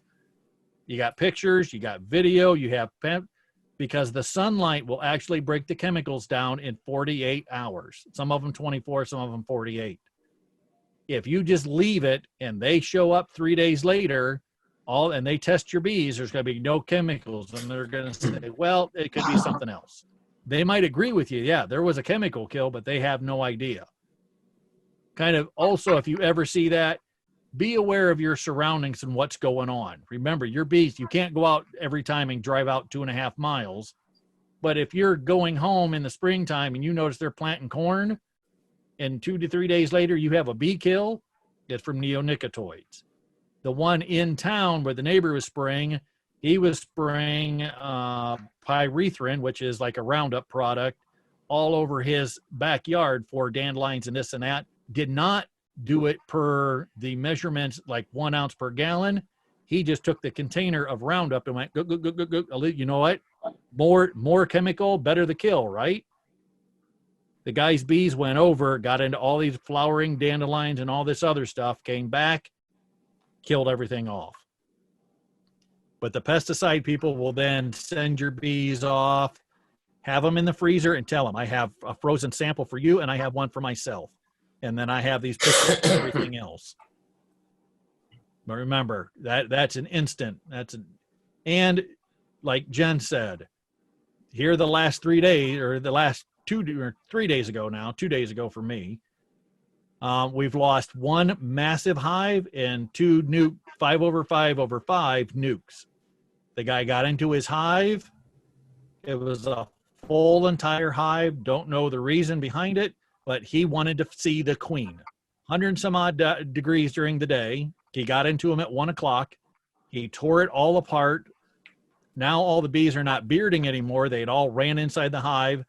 He told me that honey was dripping all over because he had burr comb between the boxes. The bees were on the outside. There was honey stuck to all kinds of everything. Open nectar was dripping. All the bees go back in to defend it. And then he put everything back together. So now they have an excess of bees. They're trying to, number one, they're trying to clean up the mess. It's starting to get overheated. Everything died. When bees die, they defecate and throw up. And everything inside smells, I can't even explain the smell. It just smells absolute awful. And then every bee gets like a grease. I mean, they're defecate. When they defecate, it's like a grease all over them. They're not fuzzy anymore. They look like a wasp. And that's a bee kill, and that could be from overheating. That's why I say during the mid of the day, don't be in your bees because they're making that swamp cooler up. Number 3, 10-frame gear, 2 deeps, no restrictor, inner cover, telescoping top. From looking at my journal, my hive is shrinking. My last inspection was a month ago. The bees look slick like wasp and young bees have deformed wings. There are still tons of bees. How can I save the colony? Sounds like a Varroa disease, maybe PMS.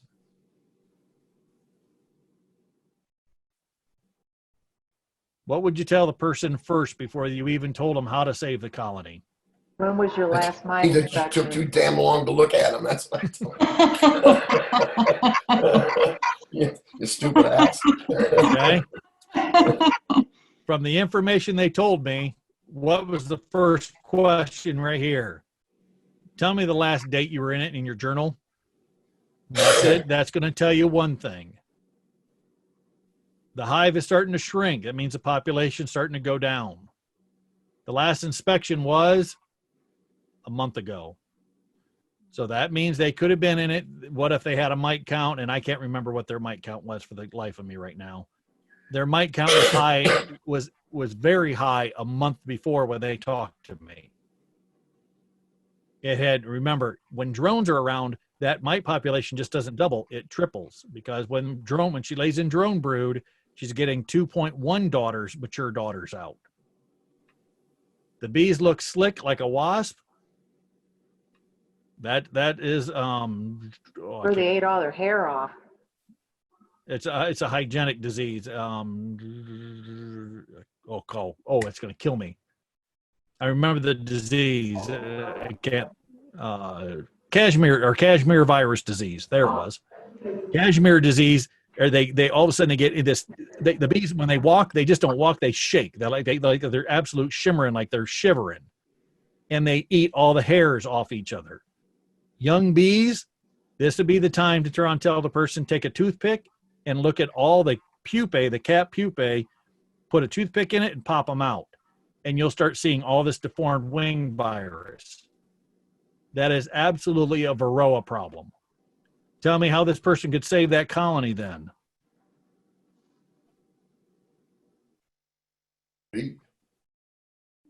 What's the worst chemical? What's the one you hit them with a sledgehammer? Oh shit. Oh. Oxalic acid? No, oxalic more in the middle. It's the heavy one. What the hell is the name of that thing?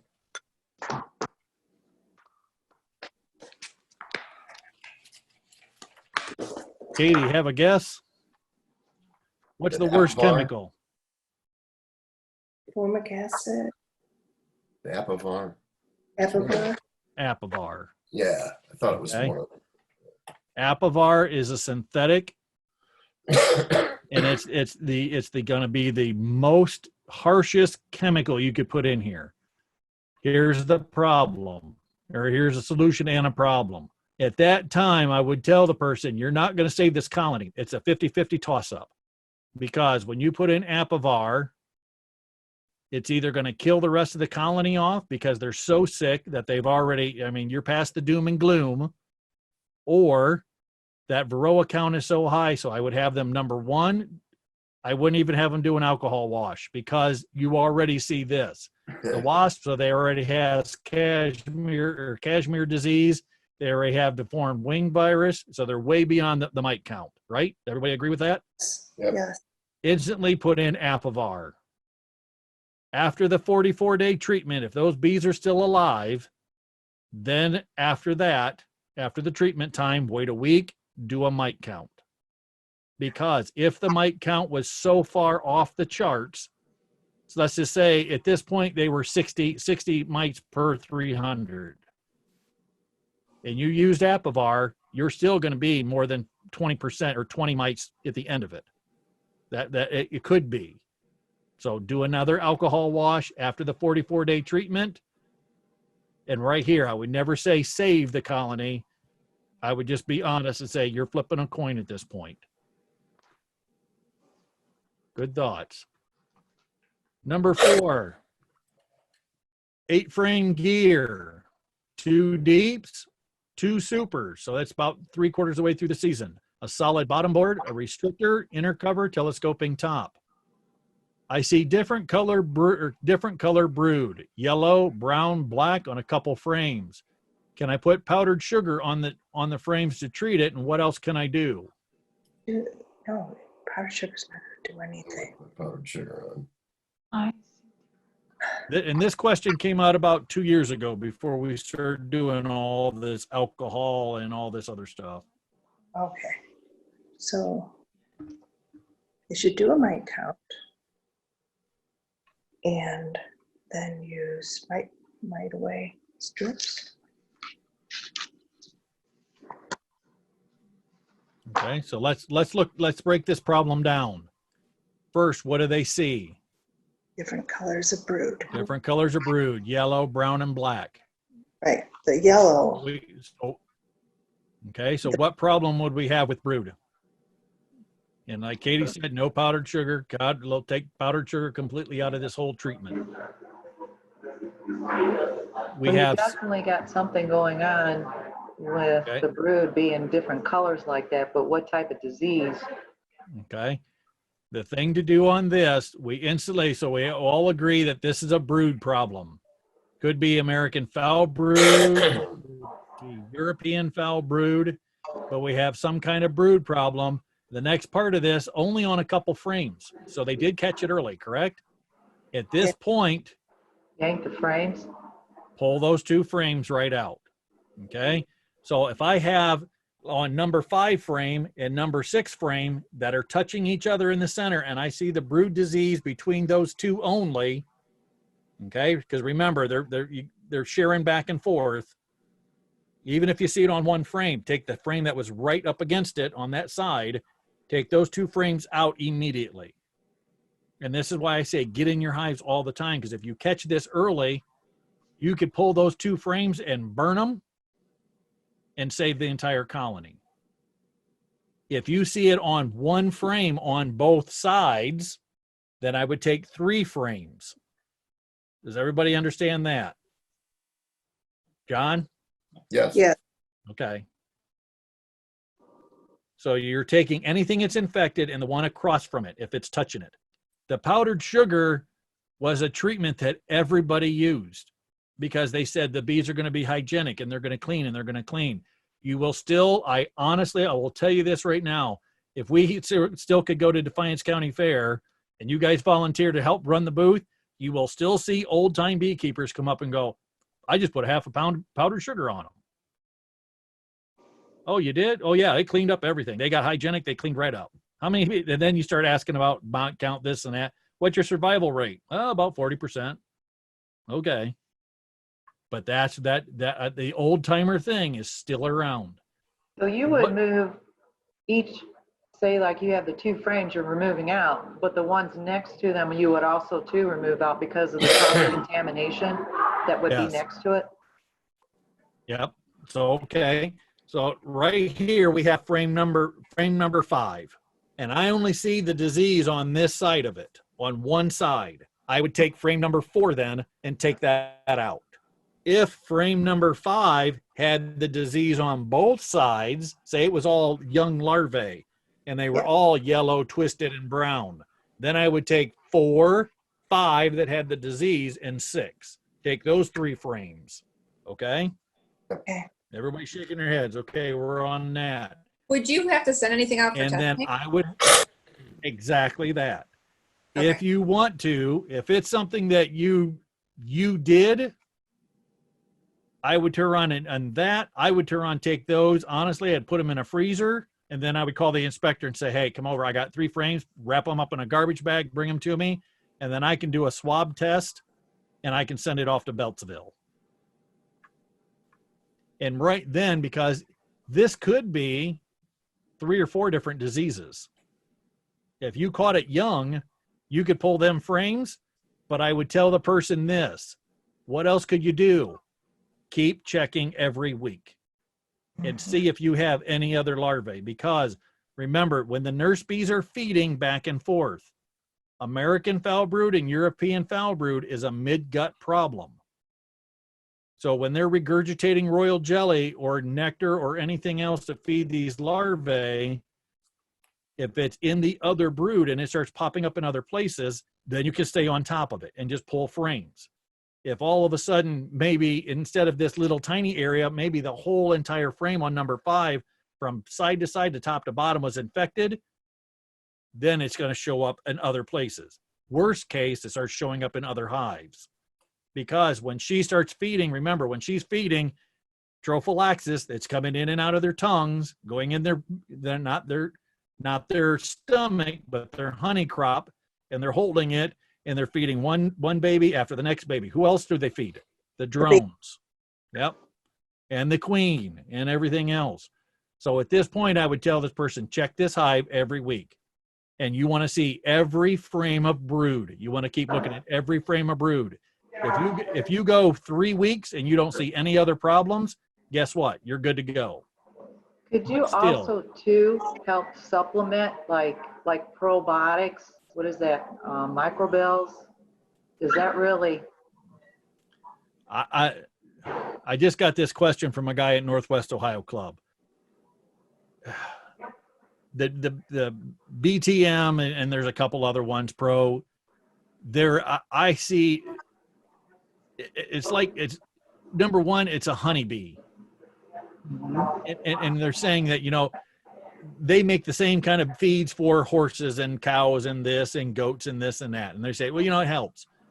When these big animals are really big, yeah, you can check them. I can turn around, take them to a vet. I can have a stomach thing done. This is a honeybee.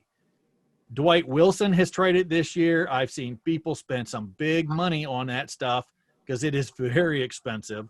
19 something a little container, and it will last you a couple treatments.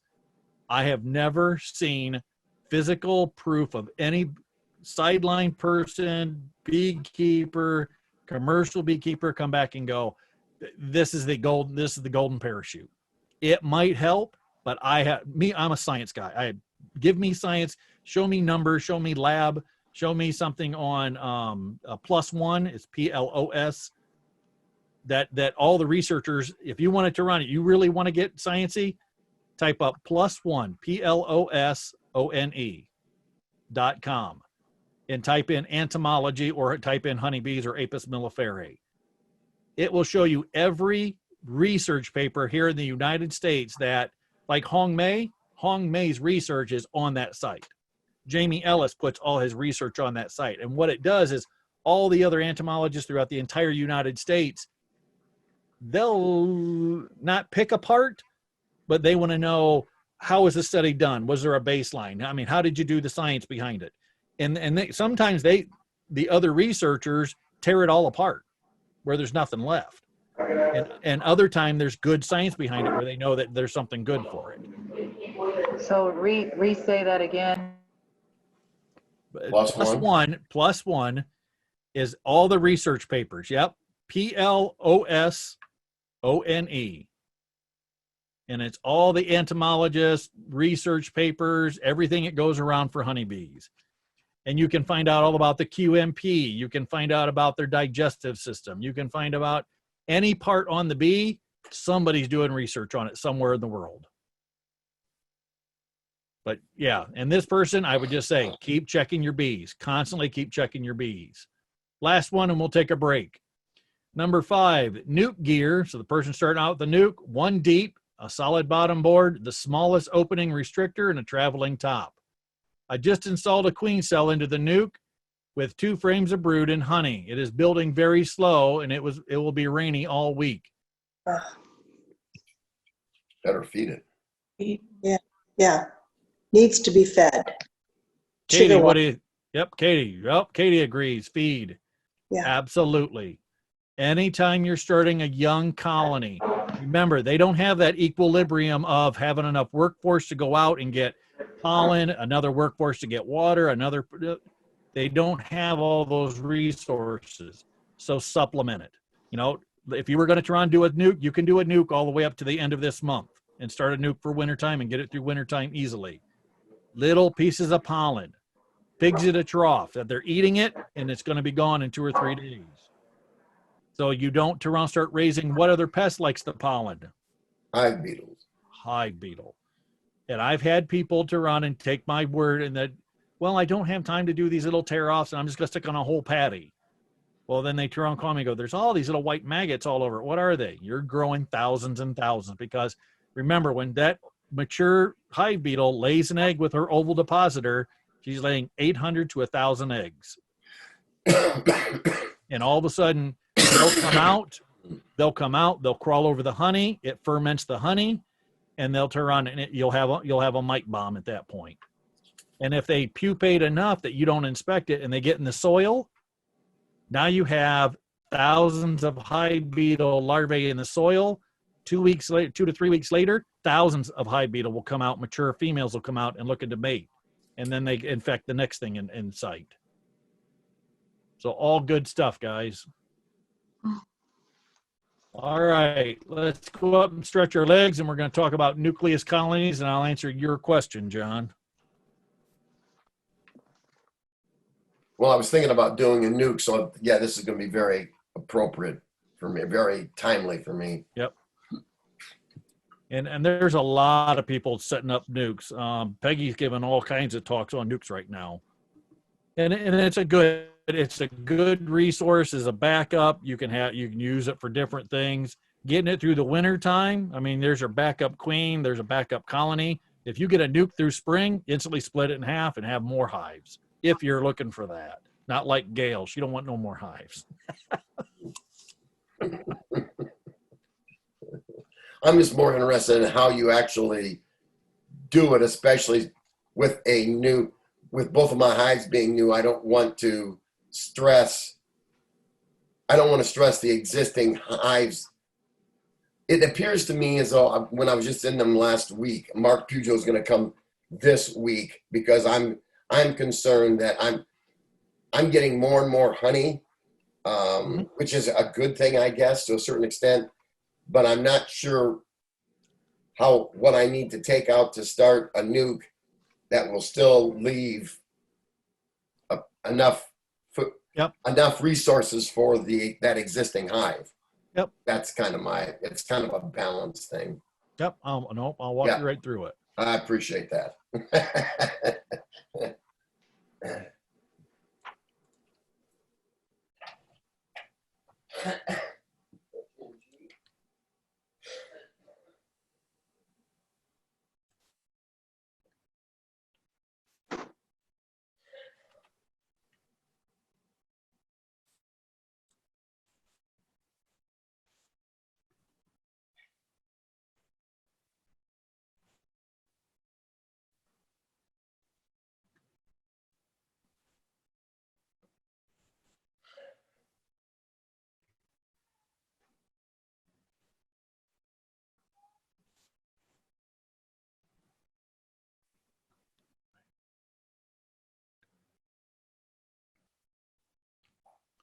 and Kate, to answer your questions.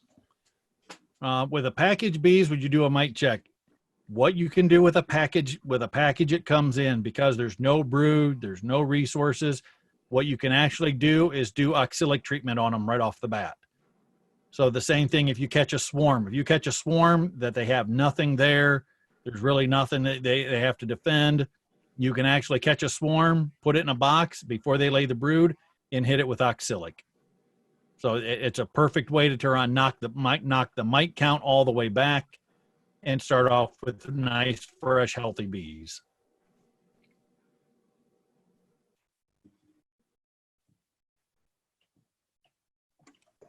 Jamie, You're question. welcome.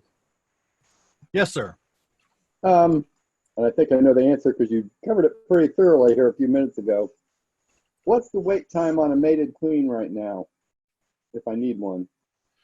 Mated queen, I have 22 that are going to emerge in at least a day and a half. After that, it's going to be a week and a half for her to go out and mate. I always make sure she lays at least a frame, if not a frame and a half or two of brood. So probably 2.5, 3 weeks out. So my dirty split I did 6 weeks ago. I'm sorry, you were breaking up. Okay. I had the split that I did, I don't have a queen in there. Okay. They're 6 weeks out. I've got a worker that's laying eggs, keeping it going. It looks like they're building the queen cell again. Yep. They built 2 or 3, but they don't seem to keep their ducks in a row.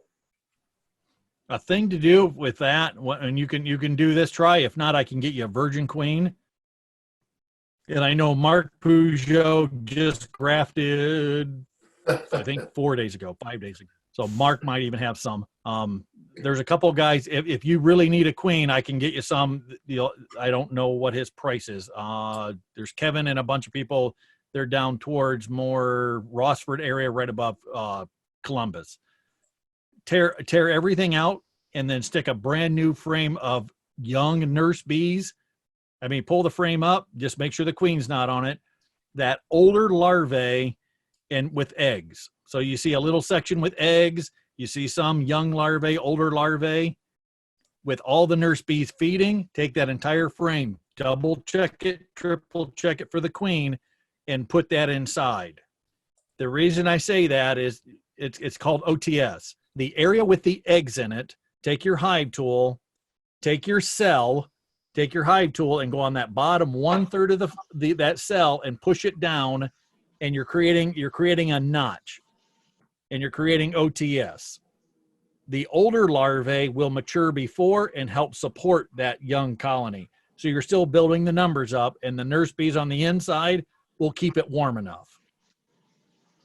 So all you're doing is just stealing resources from one and putting in more resources in there with a good, healthy brood smell, larvae smell, cat brood smell.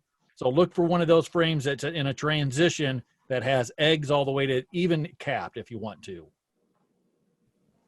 And let them start working on that.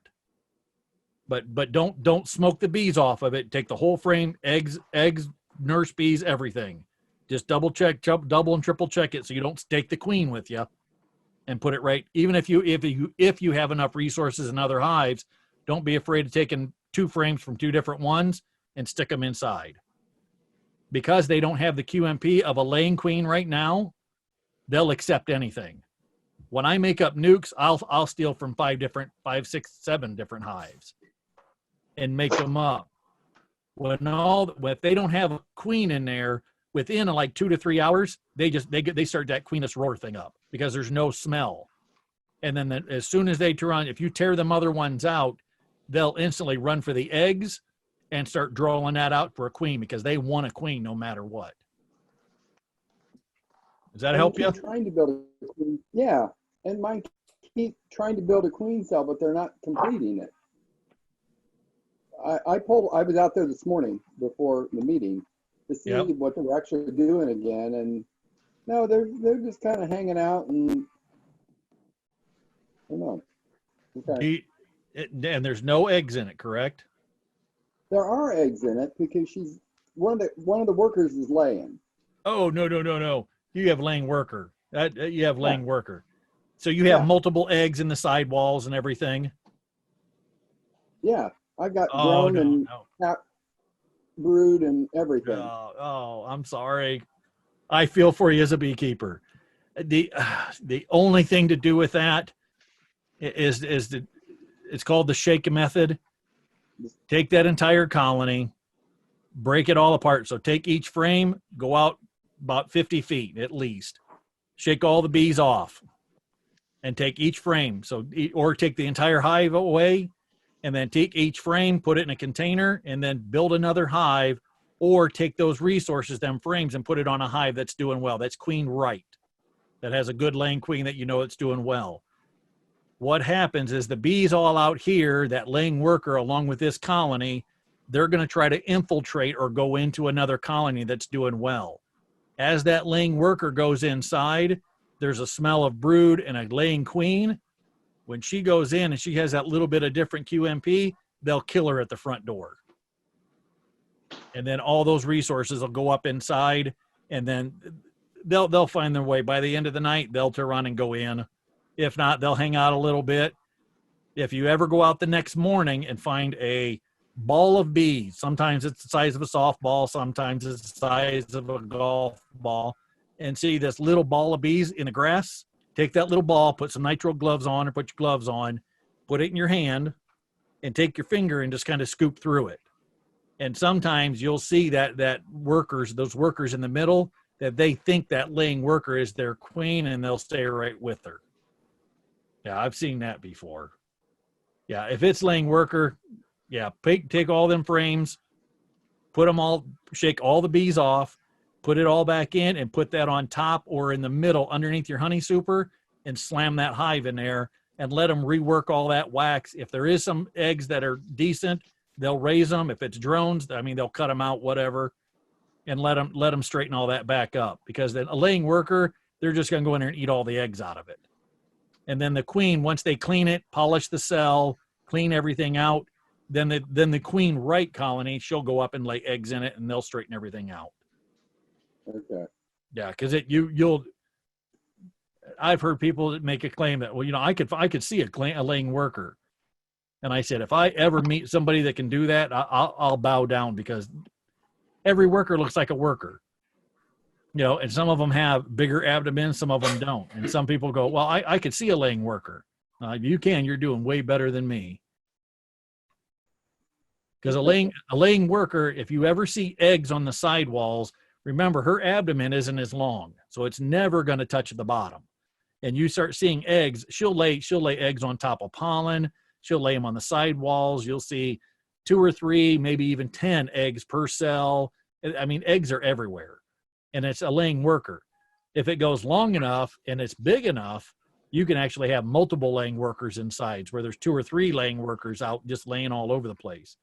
Because the queen QMP stops those laying workers from developing they all have the fallopian tubes, they all have the sexual glands.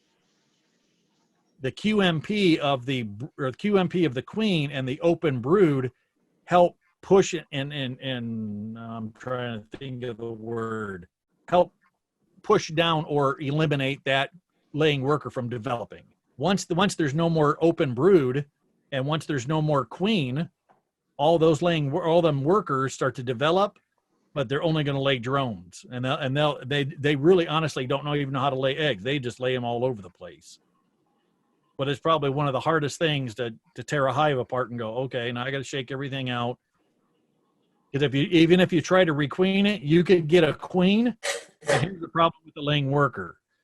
You could get a virgin queen, put it in the colony. If they like her smell, if they like your old queen because she has the queen, quote, they think the laying worker right now, they think she's the queen. She's a legitimate queen.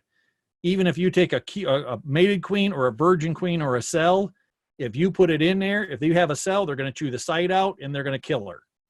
If you put in a virgin or a mated and you put it in the cage, they'll put propolis around the screen on the cage or around the JBZ cage and suffocate her out and never feed her.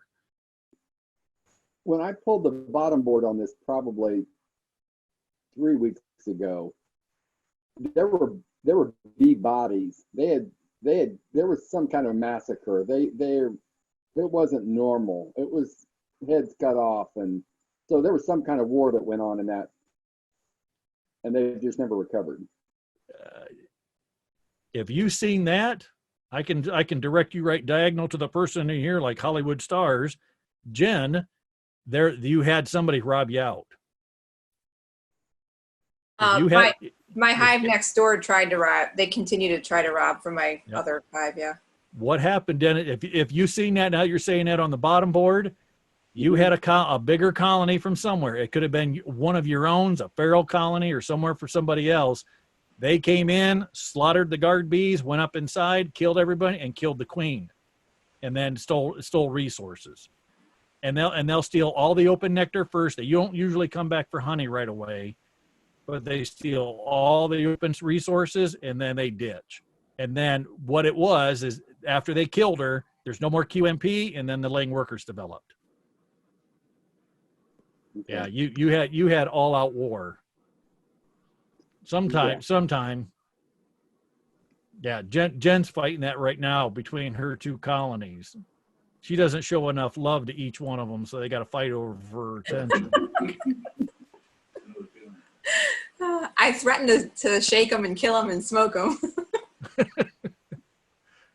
All right, let's get into nukes, and we'll wrap up this hour. Nucleus colonies, and this is one of the yards I had. This was up at Stony Ridge Winery in Bryan when I used to work up there and take care of her grapes. If you look down at the third stand, the purple and orange and the other two, only those 4 colonies were full-size colonies, and it made all these nukes, along with raising my own queens. So you can have tons of resources. The reason I like to start nukes in the fall time is I can build them up. It's only $35 for a nuke from top to bottom. You get the top board. This is through Dwayne Hathaway, so I don't want to say prices for everybody. But I think it's $35 or $40. You get the top, the hive body, the bottom board, and everything with it. It's a small little colony that I can do a 5 over 5. So I want to get this thing 15 tall. So 5 over 5 over 5. 2 deeps and a medium, or 3 deeps, whatever you want to do. And they will go through wintertime lickety split. It's a smaller colony. They build up fast. You can turn on and steal the queen from it if you need to.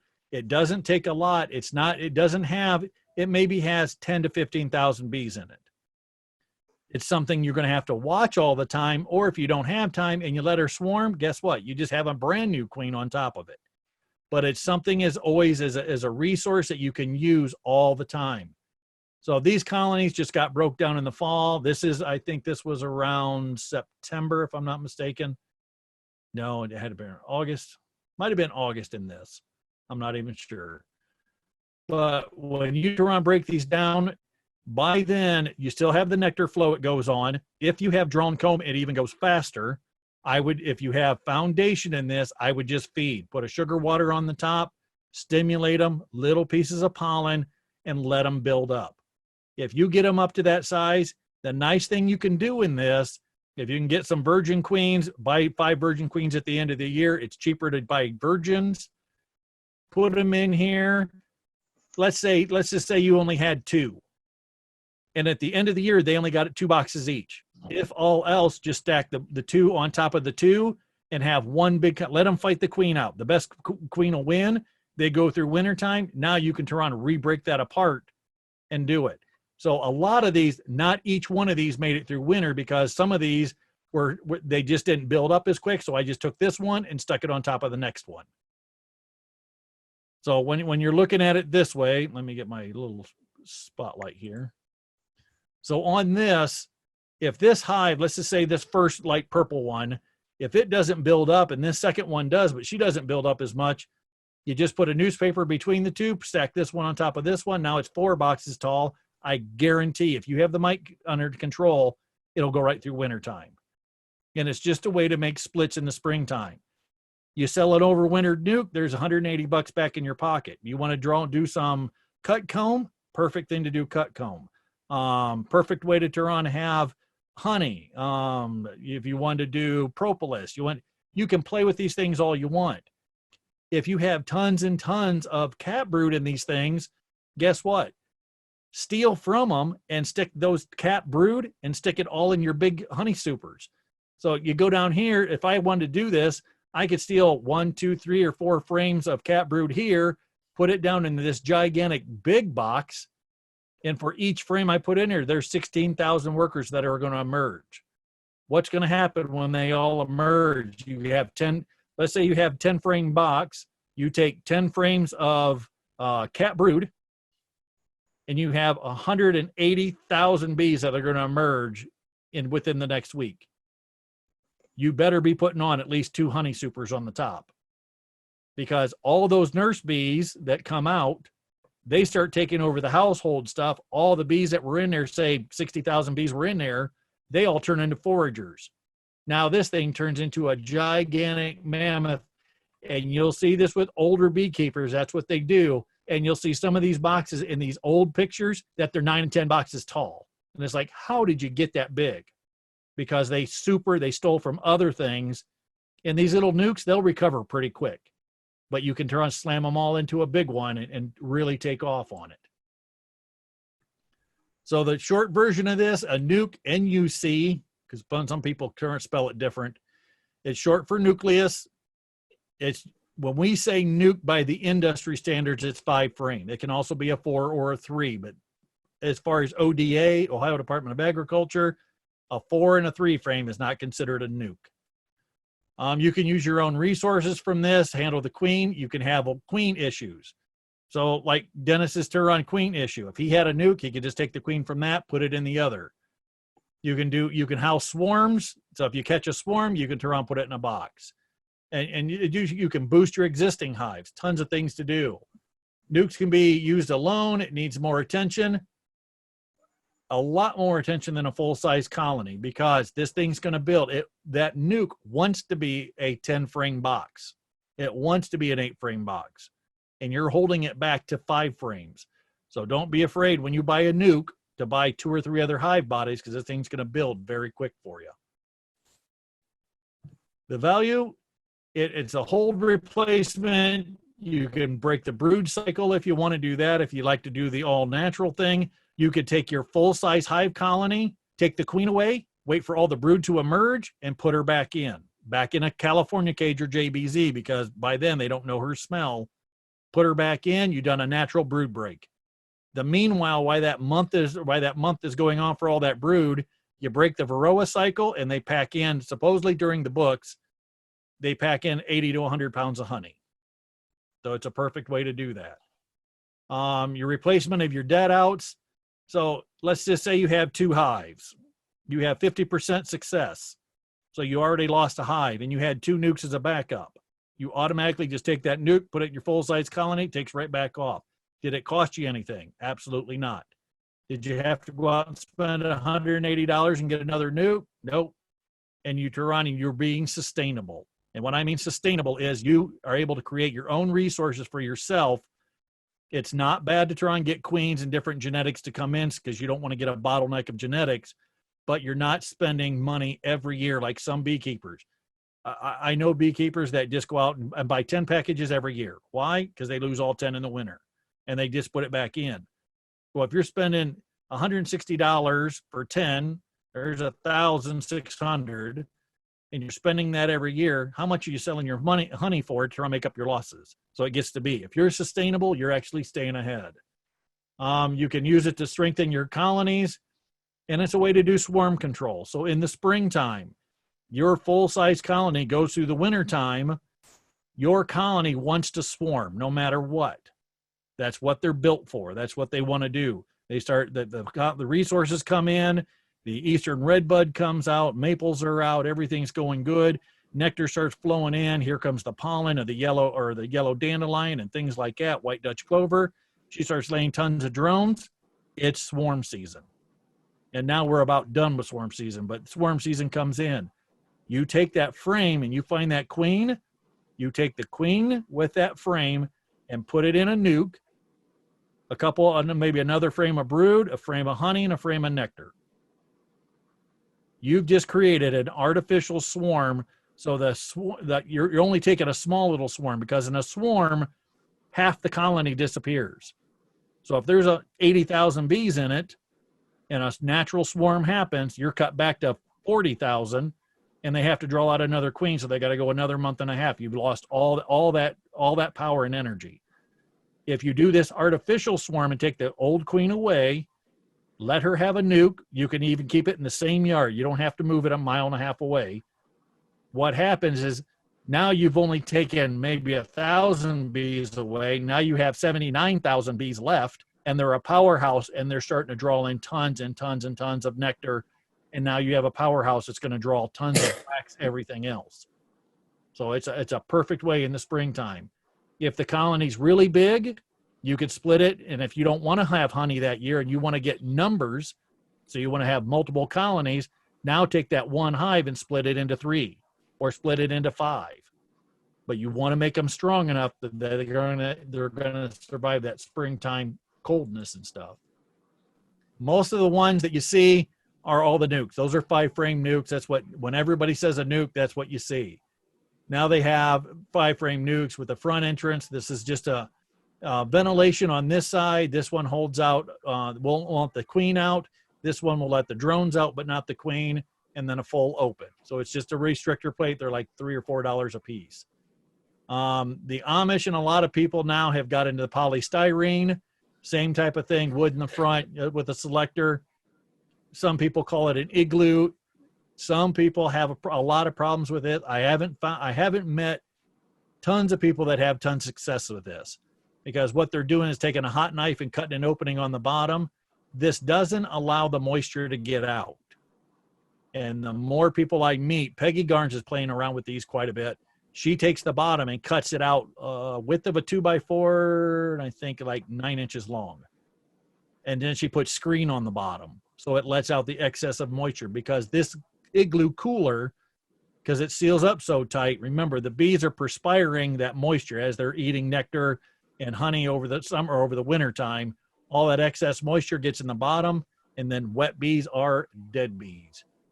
You'll see this if we had a conference this year. I wish we would, but you'll start seeing tons of these on the market. It has a little slider on the front, same type of thing. I guess they use boatload of these out in up in Canada.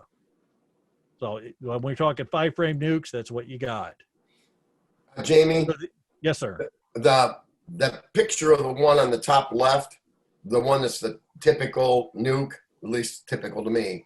Yeah. So when you talk about 5/5, this is what I don't understand. Once again, a very elementary question.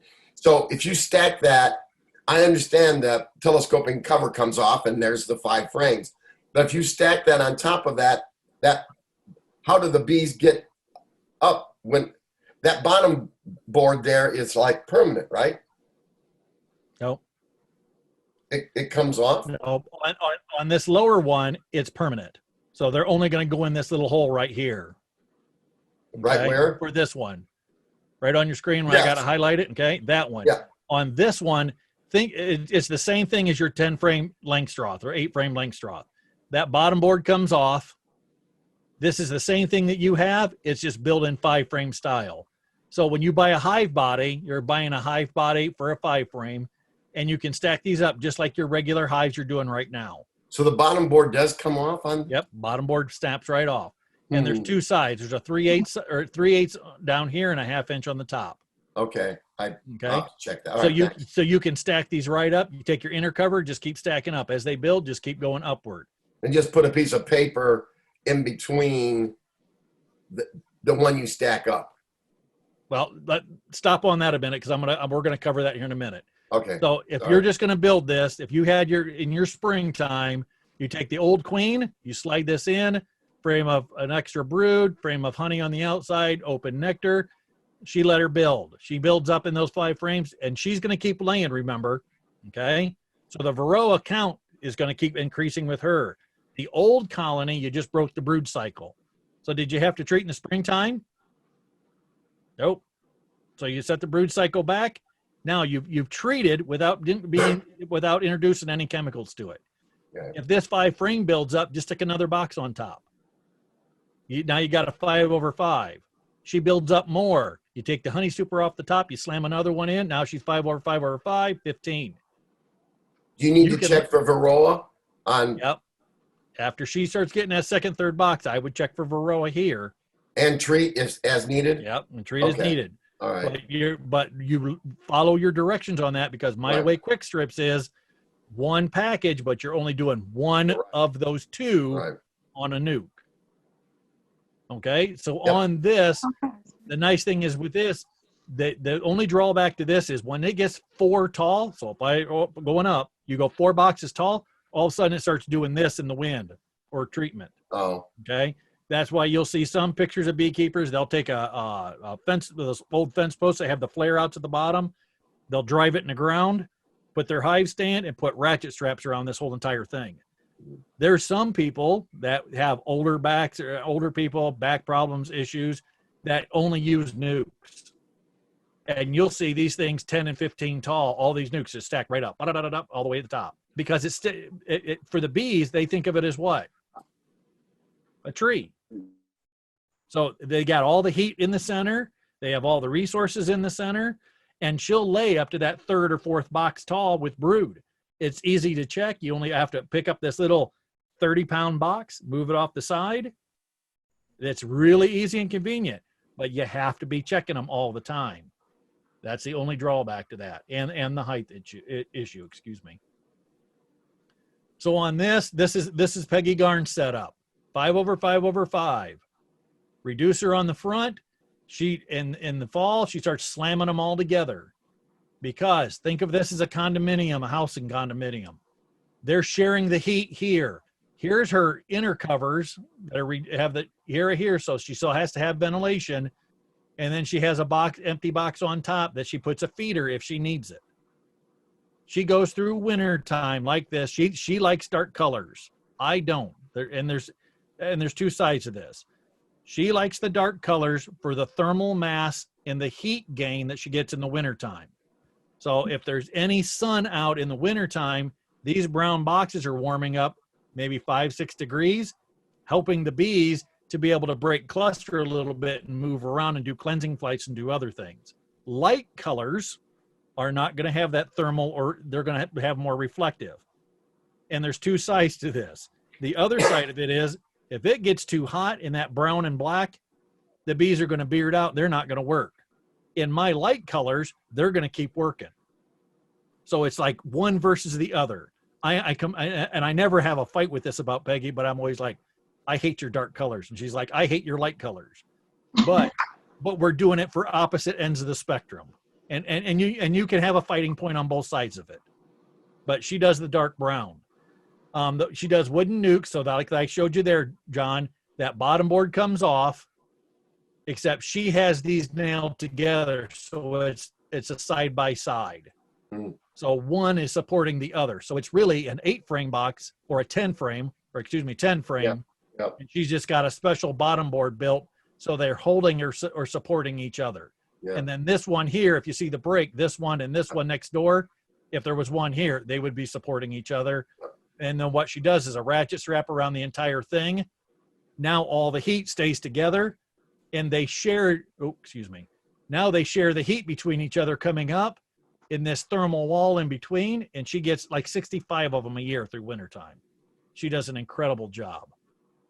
And then So she ratchets those down. She ratchets those down come winter because they're taller, more narrow, and more susceptible to blowing over. Yes. Is that Yes. general? Okay. And if you only had, and let's just say you just had this stack coming straight up. If you had this 4 tall here, so there's 15, you had a feeder on the top, and this was sitting on a hive stand, and you had a high wind over wintertime, she'd be on the ground. Yeah. She does it so they help each other. So now you got a 10 frame. Now there's more mass, and it doesn't rock as easy. Right. But she puts a ratchet strap on it, goes right through wintertime. But she has that open feeder box on the top, and then she's got, if you look at her top board, she's got a board on the top, and she's got an asphalt shingle on the top of this. So again, more solar gain.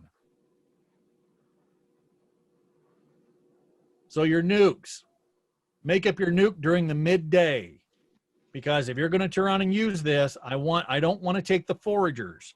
So if you take it in the early morning or late evening, when you take all of these over here, you'll check this nuke the next day and all the foragers went back to the original colony.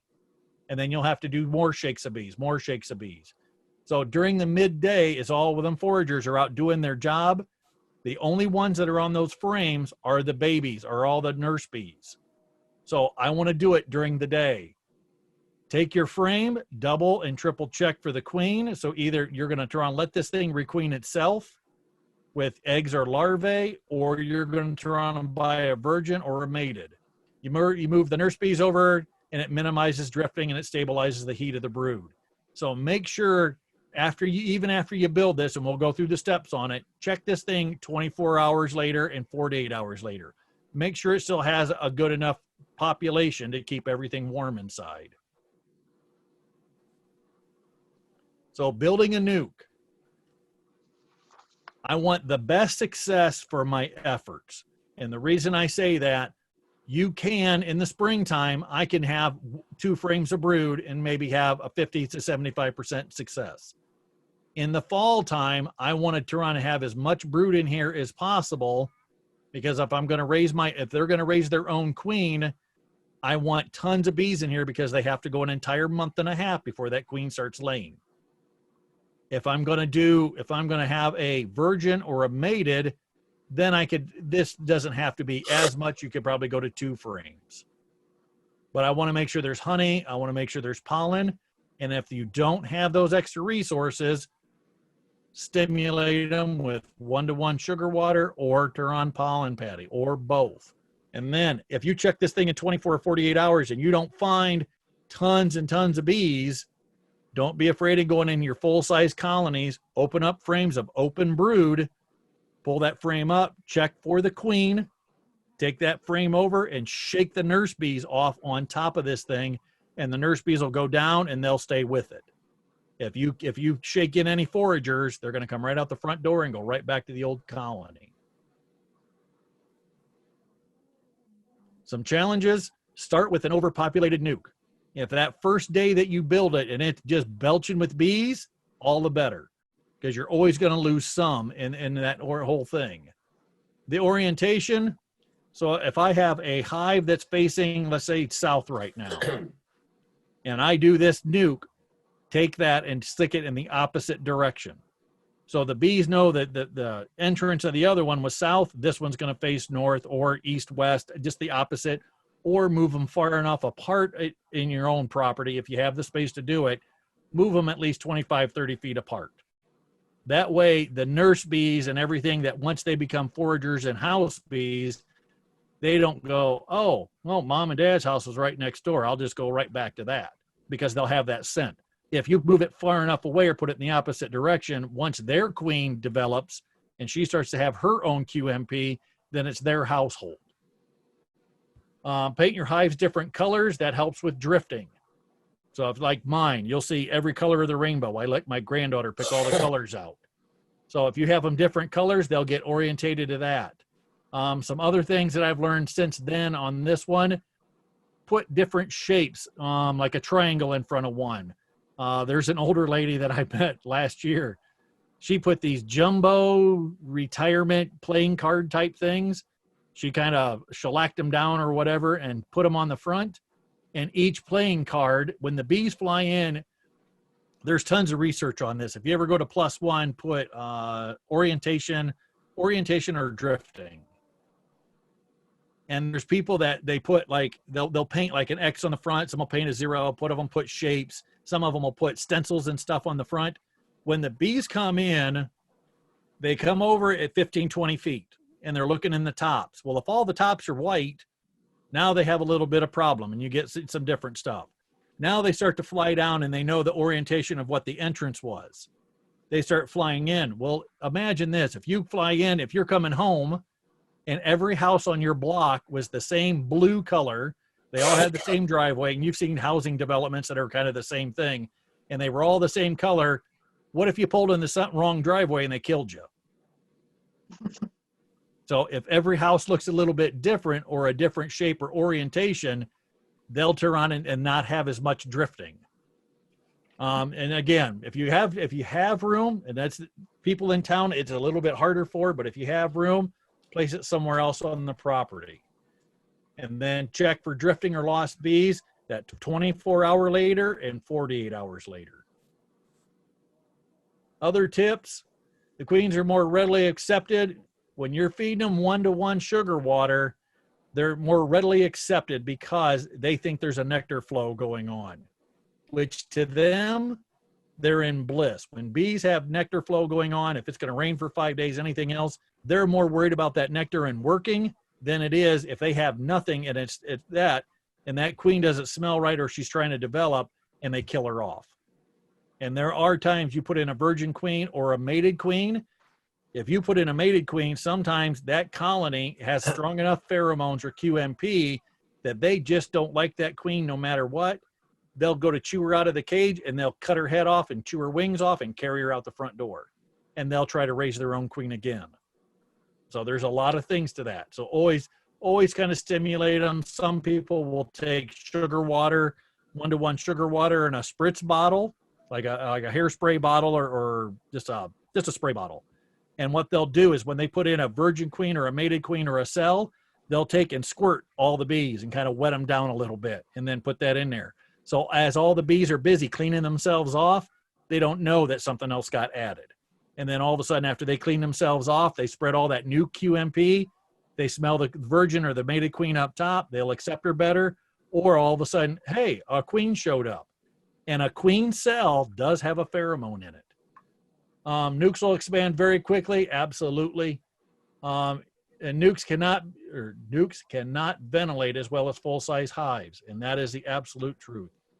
If you take a nuc through wintertime, make sure you have upper ventilation. So you either have an extra box on top, you put the 19 penny or 18 penny nail in the top, and we'll go through winter prep. So don't write a lot of notes on this yet, but you want to make sure there's extra ventilation because they're a small colony, tons of heat, but a smaller box.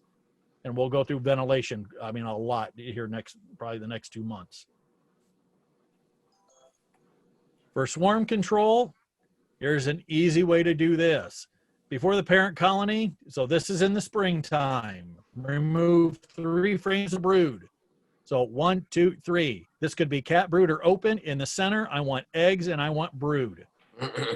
In the eggs, I'm going to let them raise their new queen. I got pollen in it. If you don't have full frames of this, I want you to stimulate it on top. Put your inner cover, put a box on top, feed within. Don't put a front feeder because you're just going to start robbing. Make sure to include eggs. Absolutely, because you want them, if they smell, because when we graft, I don't know what the perfect queen is. There are queen right or super sisters that they like their pheromone or smell of that egg more than something else. Those are royalty for the bees. So if you noticed, when we graft, we just take each egg that's the right size. When the queens draw out queen cells and queen cups, they draw them out to what they want, what they smell the right pheromone for. So young larvae, and I want resources, and feed, absolutely.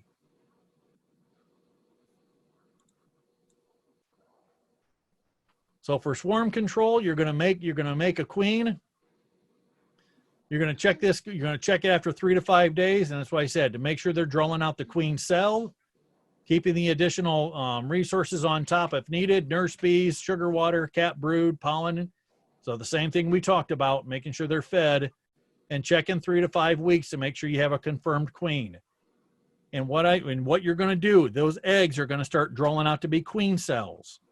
You're not taking a queen. This is the back picture. So what you're doing is this: eggs and larvae and brood. When you're making this, you're going to turn on check this, and I want to make sure that I have a queen cell that's being pulled out. 1, 2, 3, 4, doesn't matter. Let them get all the way to the 9th day when it's capped. On the 9th day when it's capped, then go in and find the best 2. You want them the longest. I want a long, thick abdomen, and I want a wide one, so like the size of your thumb. So look at your pinky and look at your thumb. If it's this little tiny queen cell that's only a 1/4 inch long, take your hive tool, crush it out. Here's a problem, and you're going to ask this. Oh, hi, I'm broadcasting. If you have them on 2 different frames, so you have 2 frames, and you have, say, 3 queen cells on one and 2 on the other, and they both, all 5 of them look absolute beautiful. Kill one off, so you got 2 on one frame, 2 on the other, make another split. If you want to turn around and save that queen cells. If not, go, you know what, you're going to play God, and you're just going to pick the best 2 out of that, cut those other 2 out, and take it down to 2 overall.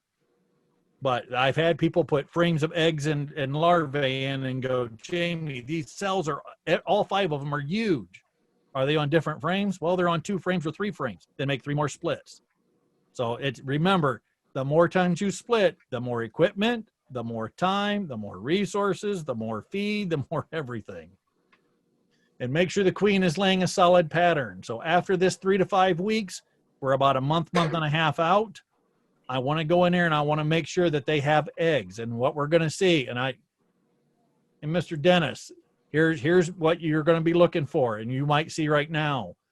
When I see that queen come back, if you check it and you say, well, she's not laying yet, don't instantly throw in the towel, because depends on weather. Weather could push this whole cycle back. If it was wet, cold, and rainy for 4 days, she couldn't get out and get a flight in. If she didn't have enough bees, then they have to get the temperature back up. So there's some variance in this that she's going to be laying in the end. But in the end, I want to see this. I want to see these eggs 1, 1, 1, 1, 1. Don't be scared if all of a sudden you look in here and see 2 eggs in this one, 3 eggs in this one, 3 eggs in this one, 1 here, 2 here, 1 here. If you start seeing that little bit of pattern, as long as they're in the bottom of the cell, it's like let's say a 12-year-old girl having a baby. She has no idea what she's doing. No different than this mated queen that's come back. She knows she got mated. She has roughly 8 to 10 microliters of semen, and all of a sudden she just starts developing eggs like a chicken. 150 fallopian tubes on each side are kicking in. When she goes down to the bottom, all it takes is her bottom, the end of her stinger flap, when it hits, it secretes a little bit of an oil. It's like an adhesive. The egg touches the bottom and she pulls up, and the egg just pulls right out of her. And that's why that egg stands straight up within the first 24 hours. If I see this pattern, as long as I don't see this off to the right, multiple eggs along the sidewalls, and this is probably what you're seeing, Dennis, these multiple eggs. Well, I haven't got my magnifying glass yet. Okay. This is laying worker. Okay. Or like we had talked about in the story problem, this could be a queen early season that went out and never got a flight, or there wasn't a DCA. So as long as I see this, go back in 3 or 4 days, check it again, and make sure this pattern, after the first day or 2, she's going to learn, she goes down, she hits the bottom, boom, 1 up, down, up, up. And she's just going to be like a chicken, 1, 1, 1, 1, 1, 1, 1. And I want to see, because here they're not standing straight up. So now I know within the 48 hour, here's the 3rd day. They've already emerged, that larvae ate its own cocoon for protein, and they're starting to put royal jelly in here in each one of the bottoms. Now I have wet brood. Now I know 2 things. My queen went out, laid a good pattern. She come back, she's laying 1, 1, 1s, but now I want to qualify her. I don't want to see this. It's off to the upper right, multiple eggs along the sidewalls, eggs all over. That's a laying worker or an inferior queen. When I start looking to qualify this queen, the lower left is what I want to see. This nice brood pattern all over. She's laying a nice consistent pattern back and forth. On that 19th day, or excuse me, that 17th day, now I want to see this cat brood. I want to see this nice pattern. Remember, don't freak out if you see this on the outside or these small holes in the springtime, because remember, does anybody remember what these little holes are called?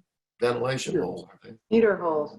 Heater holes. Heater hole. In the springtime, if the bees walk across this and they sense that this brood is not up to temperature, They'll crawl down inside, they'll gyrate, and it creates heat from about 10 cells around that area. So don't freak if you see this kind of thing. And sometimes you'll get bees that'll pull it from absolute left to right, top to bottom. Other times you're going to see that football, that little arc in the center, but I want to see a consistent pattern. If she lays 2 frames of brood like this and she's going like gangbusters, I know at that point she's a qualified queen. I know I'm not going to have to worry about her. She's going well. Things are good at that point. At this, now I have a qualified queen and a nuke. Now I can put it into a bunch of different things. I can put it into a full-size colony. Or I could break my colony down and make a split, and I have her to use. I could sell her for $40. I could turn on it and do another split. Now she has a queen. Now she's laying good. Now let her build up to 15 tall, 5 over 5 over 5. Take her out with one of those 5 frames, put it back together, start another queen over again. So as long as she's laying like this, and then some other things to turn on check, does she have a temperament? If you start to get a 5-frame nuke and it's a jumpy hive, she's not just walking around and doing her job, she's aggravated, the hive's coming out and killing you all the time, you're getting stung up all the time, you'd open it up and they're running around like crazy, that's the time to behead her and start over again. You don't want genetics. If you're scared of this thing at 5, imagine what it's going to do when it's 40 and 50 frames tall. So the upper left with the eggs, Yes. I'm interested in knowing how to read that. So you can tell if it's a 1, 2, or 3-day egg by how it's laying. By how it's laying. So if you look at the eggs, when she lays, this egg is standing straight up. And you really shouldn't even be able to see it because it's going to stand perfectly vertical. Her abdomen sits down the whole entire sidewall. When it goes down, it stimulates her body to go down. The oval flap, the stinger flap, touches the bottom. It secretes glue. It's like a glue substance. The egg hits and pulls up. Okay? The reason I know this is over that is because these upper, if this picture showed up the standing eggs here, now we have this transition. Now we have eggs that have tilted. If you see this, see how they're tilting a little bit? And now I know on the 3rd day, now I have larvae. I see. So now I have eggs up here that are probably straight. Now they're starting to fall. Now I have larvae. So that goes from the 24-hour cycle, 48-hour cycle, going on the 3rd day. I should have nice young wet brood. And even at this, if I was to see this, I would be concerned and I'd put a 1-to-1 sugar water on. And why would I want to do that? What can I see right here in this area that tells me that I need to stimulate this colony? It's too dry. It needs more moisture. Absolutely. To me, this would be considered dry brood. There's not a lot of royal jelly all over. And a way to stimulate that is either through pollen patty and 1-to-1 sugar water. Very good. Queen cups versus queen cells. And by now, you guys have all been experts at the queen cups. You can tear them out, and the bees will put them back. It depends on the breed. It depends on the strength. It depends on a lot of things. They're going to put them wherever they want. For them, that is a backup system that they can swarm anytime they want. They already have this queen cup ready.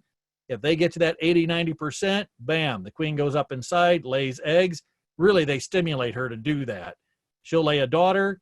As soon as that daughter emerges, and it's a little bit of royal jelly in the bottom and that first little bit of larvae, she packs up.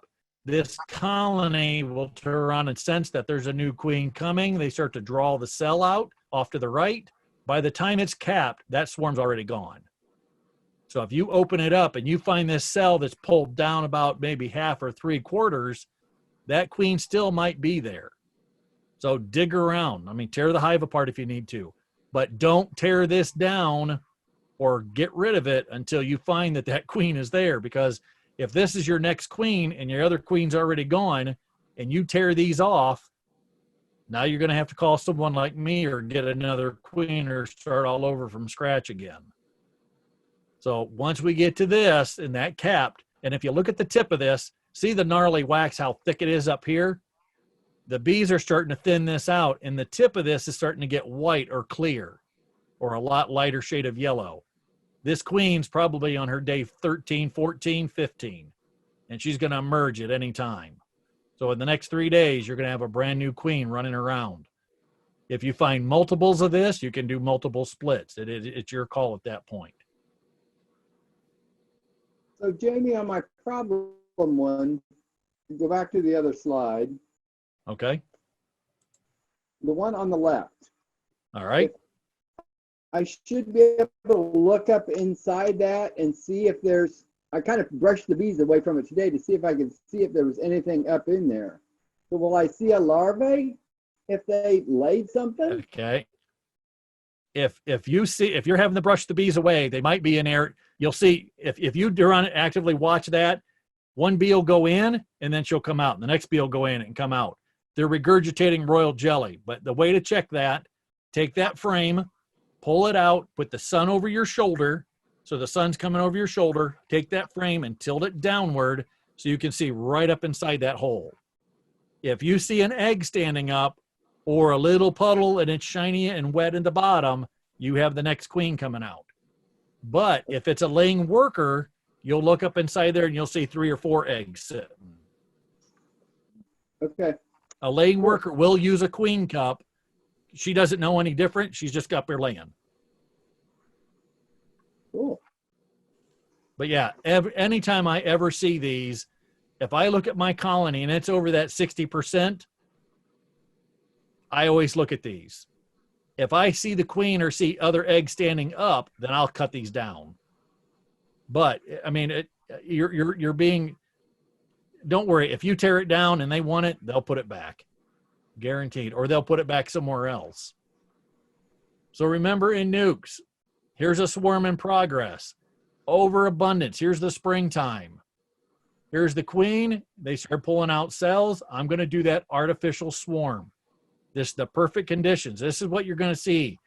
If you guys do everything you're supposed to, you keep your varroa under check, no disease, least amount of pest, you go into winter, oxalic in the wintertime, come out.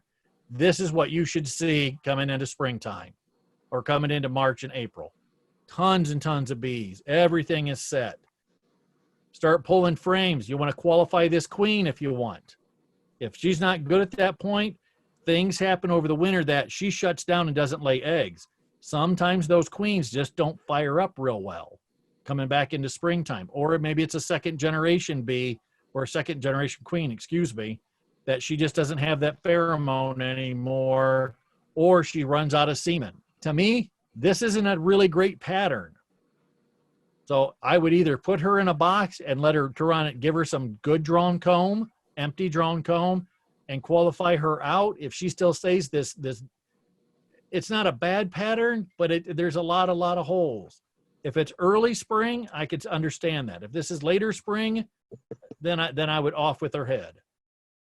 And then once you start seeing those cells pulled out or those cups, we know we're in swarm season. And then start making splits just like this. So a swarm in progress. You start to pull out. So go in there, find that old queen right here at the upper right-hand corner. I have the old queen. Because she's still going to keep laying, I give her 2 frames of brood. I still want her to have eggs, larvae, pupae, and cat brood. I want her to be able to be fed because remember, she's fed over 10,000 times a day. So she's got to have young nurse bees to do that. A frame of honey, so I want them to have that. A frame of pollen, and if you don't, stimulate pollen patty sugar water. And I want to give her a frame of drawn comb. So she can still keep laying. She's still wanting to build. Don't give her all cat brood because if she has nowhere to lay, guess what? She's going to turn around and set this up. They're going to draw a queen cup and she's going to take off on you. And you don't want to shut down her laying pattern. Once she gets stimulated and all these resources are coming in, she's starting to lay that 1,500 a day. Let her keep on laying that 1,500 a day. There's 8,000 cells on both sides. This will take her 4 days. Let her lay it all up, put on another box if you need to. If you see queen cells, if you start catching this swarm a little bit later, or you start to pull this out and you see the capped queen cells, here's where you're going to do the same thing. cap queen cells, leaving 2 queen cells. Now I want 3 frames of brood because that queen has to still emerge, go out, take a mating flight, the whole cycle over, honey, pollen, tons of nurse bees to keep all this brood warm, sugar water on the top with an empty box if you want, and a little bit of pollen patty. Right there's all my artificial swarm done. And then I can concentrate and let my honey puller or my big colony, let it be maximized out to go into springtime.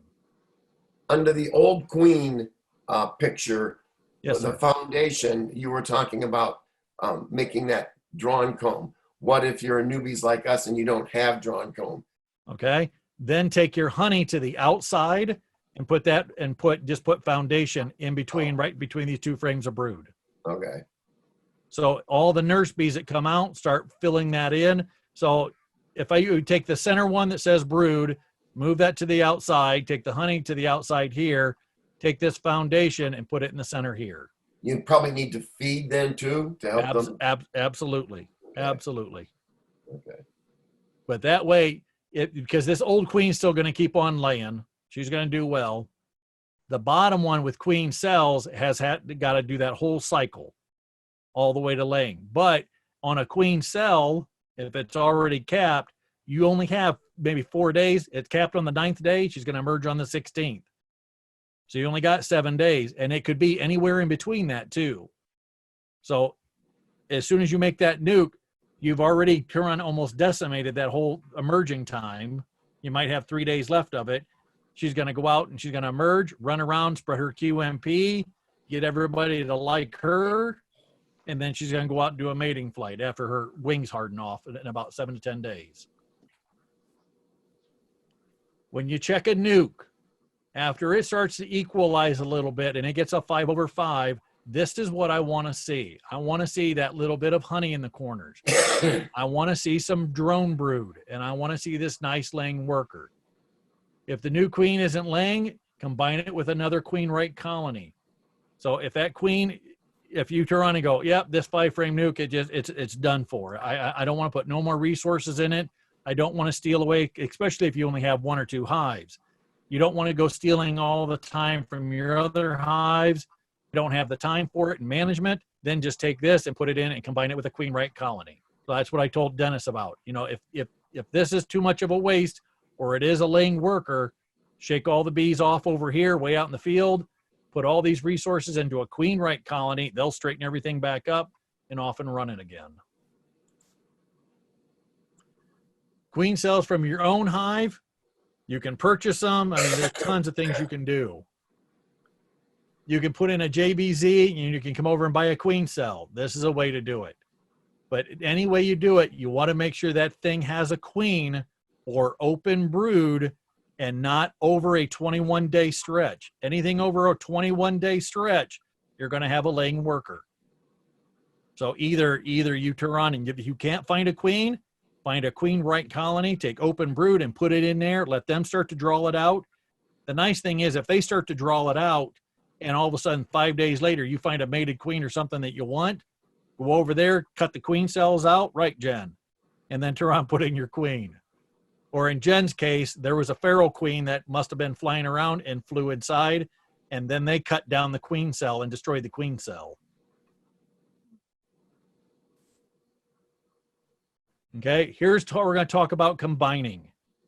This is not hard, but there's some steps to this.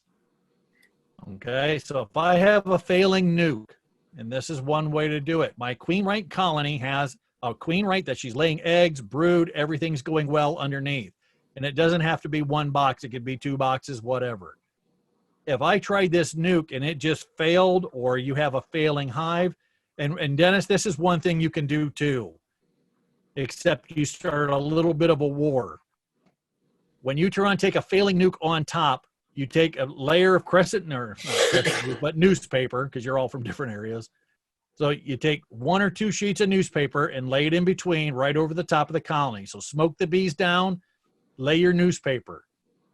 Take your hive tool and cut a couple slits, just push it down between the paper and between these slots here, put 1 or 2 slits in it. It doesn't have to be a lot or really, really big.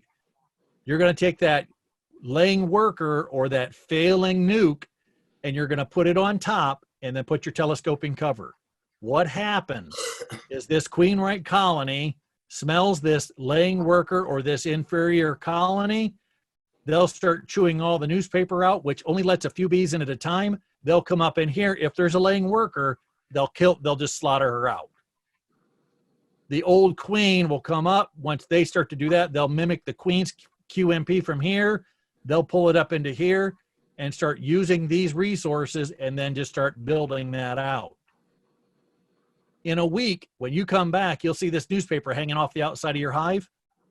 When you lift it up, there's going to be no newspaper in between the two colonies. They'll take every bit of that newspaper and carry it right out the front door. So that's a way to combine hives. So those 5 frames that say nuke on them were the failing nuke that you put in. The other 5 frames are frames of foundation that you just put in as well. Is that? Yep. Okay. And the reason I do this is because there are methods, and I think Man Lake sells it. It's called a 10-to-5. It's a 10-frame box, and it looks like a telescoping cover like this, but it's got a gap in the top of a nuke. It's called a converter board, and I've seen like 50 different names for it. So the reason I do this is just I take that nuke and put it in here, and just so the hive, it matches up so it's the same size. They just come up, overtake this, build it back out. The converter boards, if you talk to Bill and Nancy Krause, they built some. They build it out of plywood. It's a solid bottom or solid board, and they put a nuke up top. So they put the rim like a bottom board, a rim on top of this telescoping cover here, and just cut a hole in it. So if they have a failing nuke, they just put this board on top, put the nuke on top. So imagine this, only 5 frames on the top. You follow me on that? Yep. So if they have a laying worker, it fails, this queen just comes up after these 5 take back off. Or if they want to use those resources, then they pull it back off. So they can use it back and forth. What I did is I have a deep and I just cut it in half. So I have an insert that's screwed into half of a deep. So it's a nuke okay. on one side, empty on the other.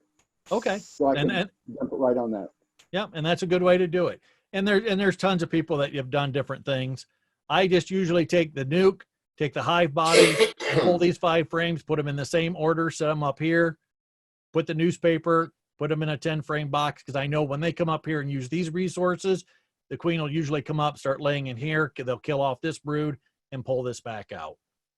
So it depends how you want to do it. And this is exactly what you'll see. You'll see the newspaper on the edge where the bees can't get to it. You lift that up and there won't be 1 stitch of newspaper on the inside of that. Okay, combining a nuke with a full-size colony. So now I have a colony.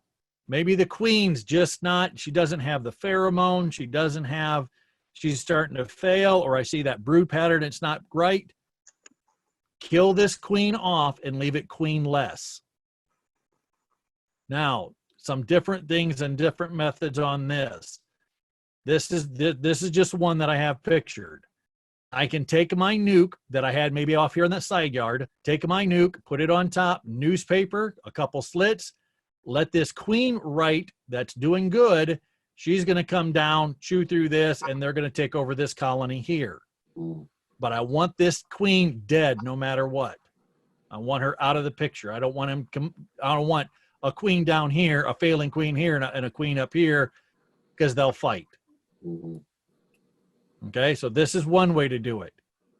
The other way, if you want to keep the nuke going, I could just take the queen in this failing colony and just bring the queen over, put her in a California or JBZ, and do it that way. There's like skinning a cat. There's a million ways to skin a cat, or whatever, how that saying goes. This is just another way. If I want to take my spring nuke and I have this failing colony, but it's still got tons of population. I mean, it's really going. Don't put a great nuke on top of a really failing colony, because there's just too much room to protect. But if this one still had everything was good except the queen, and the colony was starting to fail a little bit, I could take this full colony here, or full nuke, newspaper method, let them combine. I just saved it, and it only cost me 35, 40, maybe 45 bucks. And I have this gigantic workforce that's going to go down, take everything back over, and you're off and running again. No different than this. Increases, and these are my hives. It's a traveling cover. It's not a telescoping cover. A traveling cover is the same width as the hive. It's just got a lip on the front and the back. So you can slam these things all together side by side, and they fit really tight. Telescoping covers, when you put them together, because the telescoping covers hit, there's an air gap. What some people do, if you have resources or know somebody with that pink insulation board and stuff, if you had telescoping covers like this, like if you shove these two together and they would hit, they take 2-inch foam and put in between each colony. So now you have an apartment complex with extra insulation. So for mine, these are my fall splits all the time. It has a 1-to-1. It has a hole cut in the top, and it's a special. It's called a fly bit. It looks like a drill bit, but it has a thing on the outside. I can cut any size hole right down to the 16th, and it cuts a hole, and a mason jar lid fits right inside of that. So small entrance, feeding, pollen patty underneath. Now I can make a split with the old queen. 3 frames of brood, or 2 frames of brood. I mean, depending on what you wanted, but she's still going to lay. If she doesn't lay real well or she's failing, off with her head. Call around and buy a queen cell. Now I definitely want 3 frames of brood to get this thing going. You turn around and find at the end of season, queens usually are a little bit more accessible than it is in the springtime. In the spring, everybody's wanting to requeen, do splits, do this, do that. In the fall time, most of the queen rearing guys sit on all these extra queens or let them die. Now you can purchase a queen. Now I'm going to turn around and let that one go. Now I purchase another cell. Call around. I can get you an entire list of different people that have different stuff and get some other genetics from some different things. Let them get them 5, 10, 15 tall, take them through wintertime. And it's just all these extra resources you have in the spring. In the springtime, then break it up. Now I have 1 queen here. There's 180 bucks. Another one here, 180 bucks. Another one here, 180 bucks. So you got less than what? 30, 40, 50, 70 bucks into it. Some frames, maybe 80, and you just made yourself 600 bucks. So now you're being sustainable. You're just getting rid of your excess. If you want to keep 1 or 2 around, keep them around. The funny thing about this, when you start nukes like this and slam them all together, this one, not all the time, but your 2 outside ones, you say 70% of the time live. But if they die because they got 3 sides that they can't heat, but everyone in the center will live. So either you put some insulation on or this year I put an empty box on the outside on this side. That one died, I think it was last year. That one died and this one lived because it had extra stuff up against it. So it's just a different way of doing things. And remember your increases. Depending on what you want to do, and this is everybody's different plan. Don't keep up with the Joneses and say, I want to do 50 nukes, because then you have to have 150 frames of brood. You have to have 50 frames of honey, 50, and it's time, and then the management skills. Do this in the summer, in the spring for the swarm season, or in the summer's end, which is right up to the last week of July. They're easy and quick to grow. You will need extra resources. So if you go see Dwayne or get some extra, at least get them, because if you're going to buy nukes and you're going to get 2 extra boxes, get 3 extra boxes, because they will outrun you as far as performance, as far as how fast they're laying it and building up. And then you can move these into full-size colonies in the springtime. In the springtime, if you do that artificial swarm and you build her up and she's 15 tall and you really like her genetics, she lays real well, pulls in tons of pollen, her calmness is really well, then drop 5 of them, or 5 and 5, drop it into a 10 frame box or an 8 frame, put your other 5 on top with your 6 frame from the bottom, and you got a full-size colony starting all over again. And then in the same way with that, or in the wintertime nukes, get everything built up, take it through the wintertime. If you lose it and you had 2 of them and you had a 50% success, you still saved an entire colony. That could still get you honey the next year. A nice thing about doing it is you're breaking the brood cycle up. Remember, when that varroa is coming in, when she's coming in, that foundress goes in the bottom, she's created, multiplying out. Remember the founder, she's got photo nymphs of her daughters underneath. The only ones that mature out, here's 1, 2, and they come out. Now you've got a proto nymph of her daughters, and that whole cycle starting over and over again. When you do brood cycles or you do spring splits, you're running breaking that varroa cycle each time, so you're staying ahead of it. And it's a way that people, if you don't want to have to hit your bees with chemicals all the time, it's a way to do it. It's a way to replace your winter losses. Start with nukes in the summer, has sufficient time to build up. It's an easy way to have extra queens, late season with mated queens and abundance of resources. And don't be afraid. If you want to have a couple extra nukes and they build up like crazy, steal those resources away and start another nuke or slam them into a full-size colony. But be prepared. You have to feed them. You have to feed them, and at least until they get a 5/5. When they get to 10 frames, so 5/5, once they're at that point, they equalize themselves out a little bit, and then from there on, you don't have to feed them anymore. They'll just go like crazy after that. So this is Peggy stuff. That's actually snow up to the top box. That snow, she lives right off the edge of Cleveland. That's about 4 foot of snow. And this is her, and I duplicated her setup. She has it queen right. She does a nosema check in the fall. She does a varroa check in the fall. She hits them with oxalic right around Thanksgiving to Christmas time. The first day it's over 38 degrees. A whole box of honey on the top. Brood, she said there's some brood, so I put brood up in here in the middle. Sometimes they get up that second box, but this whole bottom is just packed full of bees, these 2 bottom boxes. She keeps the top cracked a little bit for ventilation. And this is actually two colonies per box. So there's 2 on that bottom board, 2 here. So there's 6 colonies right there. And she goes right through winter, lickety split. And here's another picture in the springtime.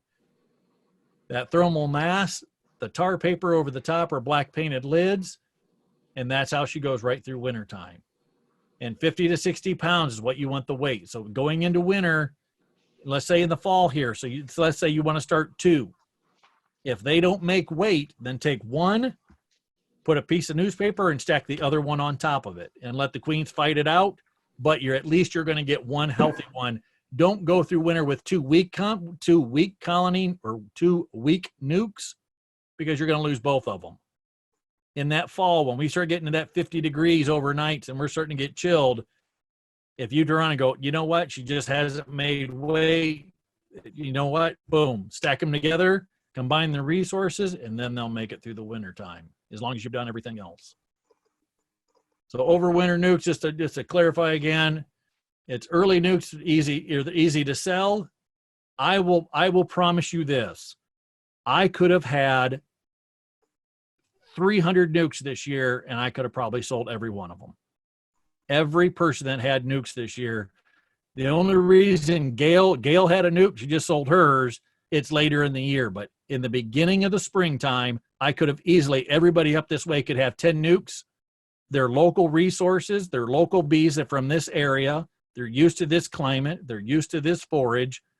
And everybody wants overwintered nukes. And next year, I can easily see the price going to 180 to 190 because there was such a shortage of them this year. Because people are getting tired of packages, because the packages have more not Africanized bees, but Africanized traits. They never overwinter up here. Most of the queens, by the time they ship them up here in March and April, they don't get good mating flights down south, so they come up in their inferior layers where they lay drones or spotty brood pattern. So if you guys do this, I mean, you can, if you want it sold, I guarantee you somebody will snatch it up.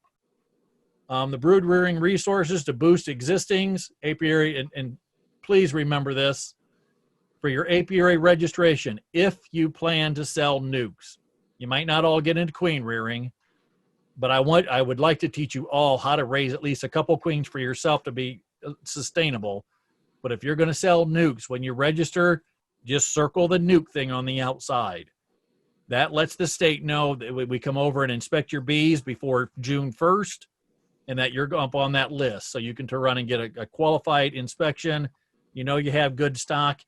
And that alone, when you turn around and tell people you're selling nukes, they're good populated nukes, they're overwintered nukes, and you have a license, you get a great customer base that they know that you have reputable stuff. It's clean.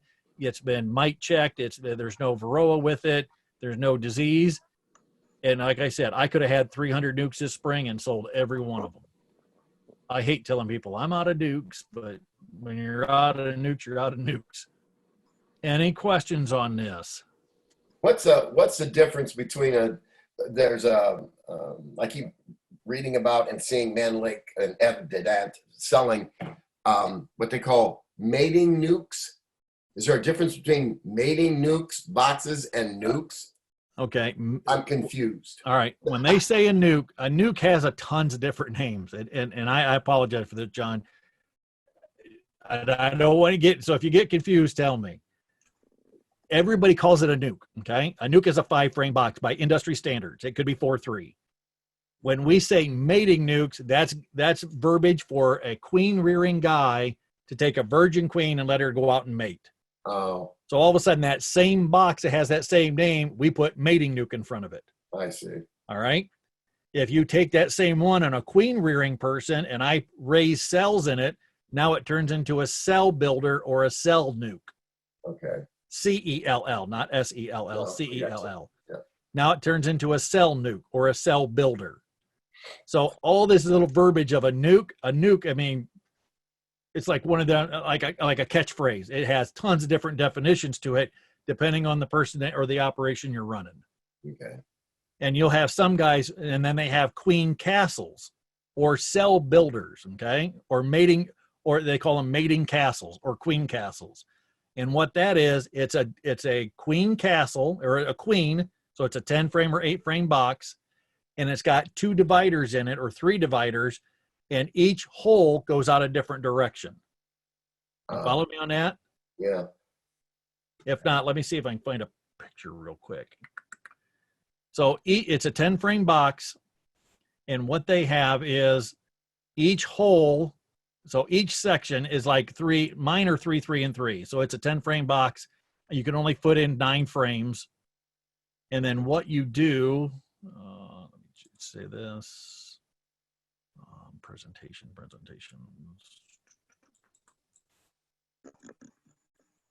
One second here. Yeah, queen rearing. I think that might be it. I'll pop this up and I'll check. But what it does, it has, so if you think of the square box, or it's not square, but it's all off that. So a 10-frame box, it has 2 dividers. So 3 frames, this queen goes off to the left. You drill a hole to the left. The 3 in the middle, she goes out the front or the back. And the other 3 on the outside go out the opposite side. So now this little tiny thing, so now I don't have to have 3 nukes of 5 frames. Okay, so I don't have to have independent woodware, another place to put it, and spread these all out. Now I have this square queen castle, which is a cell builder or a mating nuke, depending on what you want to call it, depending on what you're using it for. And each queen, now you put in 3 cells, you have 3 individual colonies on 3 frames. And if she goes out and she gets killed off and doesn't come back, I just pull the divider up between the 2 and she combines with the other one. Well, this is starting to make a little bit of sense.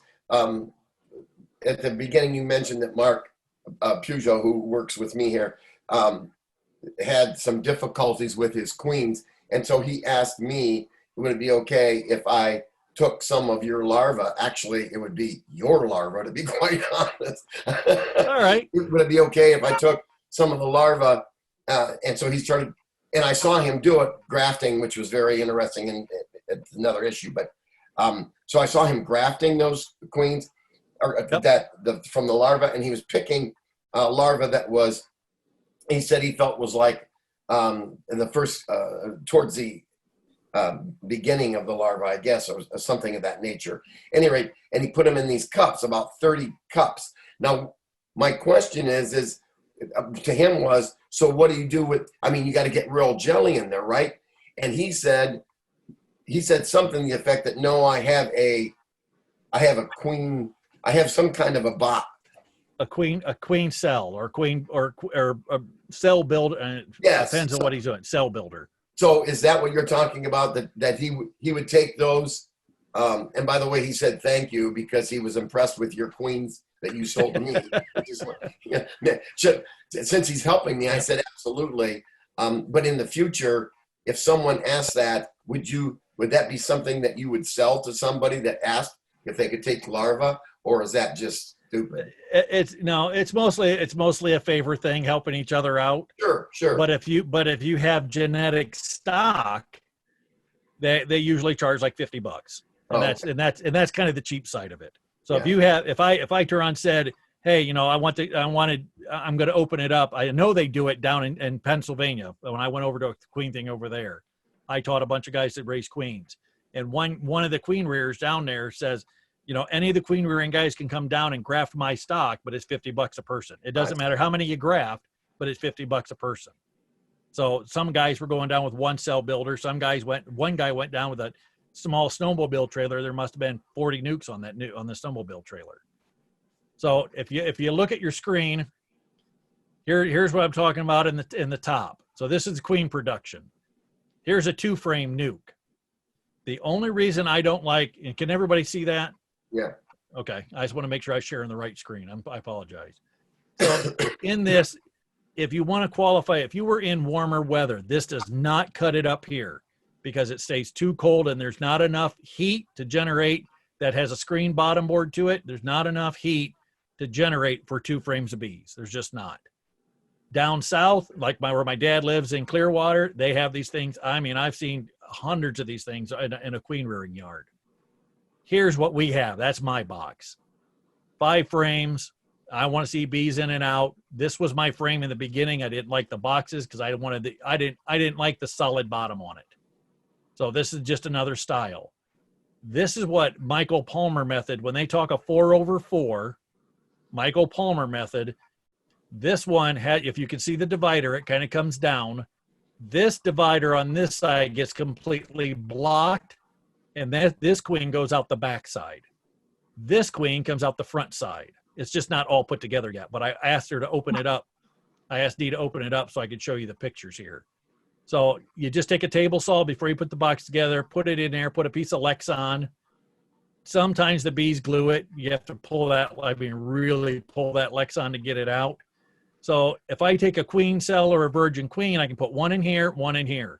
And then the telescoping top, actually there's solid boards. So this one has one over here, has one over here. So it's 2 independent colonies sharing the same box, sharing the same heat on the center board. If this queen goes out, the one goes out the front, she goes out and mates and never comes back, guess what? And this one does. I just pull the center frame up and let them all combine. No. All right, so that's Michael Palmer 4/4 method. Then Man Lake, Dayton kind of started running with this. This is a 10-frame box, but it's 2, 2, 2, and 2. Doing the same type of thing. Nurse bees and everything open brood on one frame, resources on the other frame. And then this queen on the left goes out to the left. This queen here goes out the front. This queen here in the third bay goes out the back. This queen here goes off the right. Less resources. I don't have to have like up the upper middle. I don't have to have all these individual 5-frame boxes. But in this, when the queen comes back, you have to put that 2 frames in after she comes back. You got to put her in a 5-frame box because you want to qualify her and make sure she's laying a good brood pattern. Mm-hmm. In this, only when there's 2 frames like this, she's only laying this little tiny softball size of eggs. And I know people that use these and then they turn around, sell the queen, and they go, hey, I'm selling a mated queen. Oh. And the person gets the mated queen. So when you put her in a cage for 3 days or 5 days, depending on shipping, she shuts down. All of a sudden, the person gets her on the other end. She doesn't fire up, or she lays this spotty brood pattern after a month. And then people want their money back. And you got some good queen rearing people, and you got other people that are not. for me, if I was going to do that and the person called and said, hey, it was a bad pattern. Okay, give me a picture, send it to me. I'll send you a new queen. That's why I've never used these, and that's not my gear. I've always made sure they're in 5 frames. I want that queen to lay 2 solid frames of cap brood. I want to make sure there's a good pattern, make sure it's healthy, white, wet, and creamy on the brood. And then I'll turn around, take that queen and sell her. So that, to me, that's a qualified queen. And this over here is just a difference. This is the same boxes over here. This is a 4/4. This just has a feeder hole that I put a jar in, and then I can put pollen patty up top. Then you put another box on the top of this, or the telescoping cover. Because this edge is sealed, they just run around in here or run around in here. This one can go out this way. This one can go out the backside. So you're using less equipment, but it's specialized equipment. And for some people that can do woodworking, they can build this stuff all day long. If you go to buy it, I mean, you're paying a premium. You're paying like $40 for this box and the top and everything else. Because you got someone else like Man Lake, Dayton, Amish, whoever, they're building the gear, specializing it and everything else than it is a 10-frame box. I can take it down. I got 3 table saws in a wood shop. When I had time, I could take it down there and in maybe a half hour build like 4 or 5 of them. So it just depends what you have. And remember, when on like 2 frames, you got to be in them things every 4 or 5 days. So you got to be watching. 4/4 over here. I mean, you could do it just like you do a regular hive. You can be in it once a week. Check it out. 2 frames, again, 5 frames, it's even better yet. If this, I'm going to treat I treat a 5-frame nuke no different than I treat my 10-frame colonies. When it gets that 60 to 80%, I put on another box and I just build them up. I never usually let them get over 4 tall because it starts to get topsy-turvy, and I don't like to put stakes in the ground and doing all that stuff. So it's just a different way of doing it. And then again, right back to this. And I want to make sure when I evaluate to make sure I have a queen, brood, healthy, calmness, and they build up. They have a good build up. Does that answer your questions? Answered mine. Yeah, there's pros and cons to every, and then you have Man Lake that has these little tiny, I'll bet they're not even over the size of a large coffee cup, and they're called mating nukes. And the frames are actually 4.5 wide by 5.5 tall. I think they're called mini mating nukes. Yep. And I've read about them from a variety of places. Every place I've read said, whatever you do, don't buy those. Nope. Unless you can attend to them literally daily. You have to be at them every 2 days. And Nina Bagley, I mean, a good friend of mine, she raises them. She put a foam thing in the back with a little chunk of wood. She's got a meat market that has CRP land. I mean, for acres. I mean, there must be 70, 80 acres. She puts them on a fence. You ever seen like multiple birdhouses on a fence? She puts hundreds. She has hundreds of these things, all painted different colors, flowers, designs, symbols, this and that.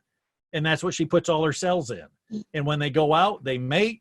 And I told her, I said, the only reason I don't like them, if this little 4 by 5.5 inch frame and she's laying eggs, is she a quality queen? And Nina, every time she tells me, yes, she's not.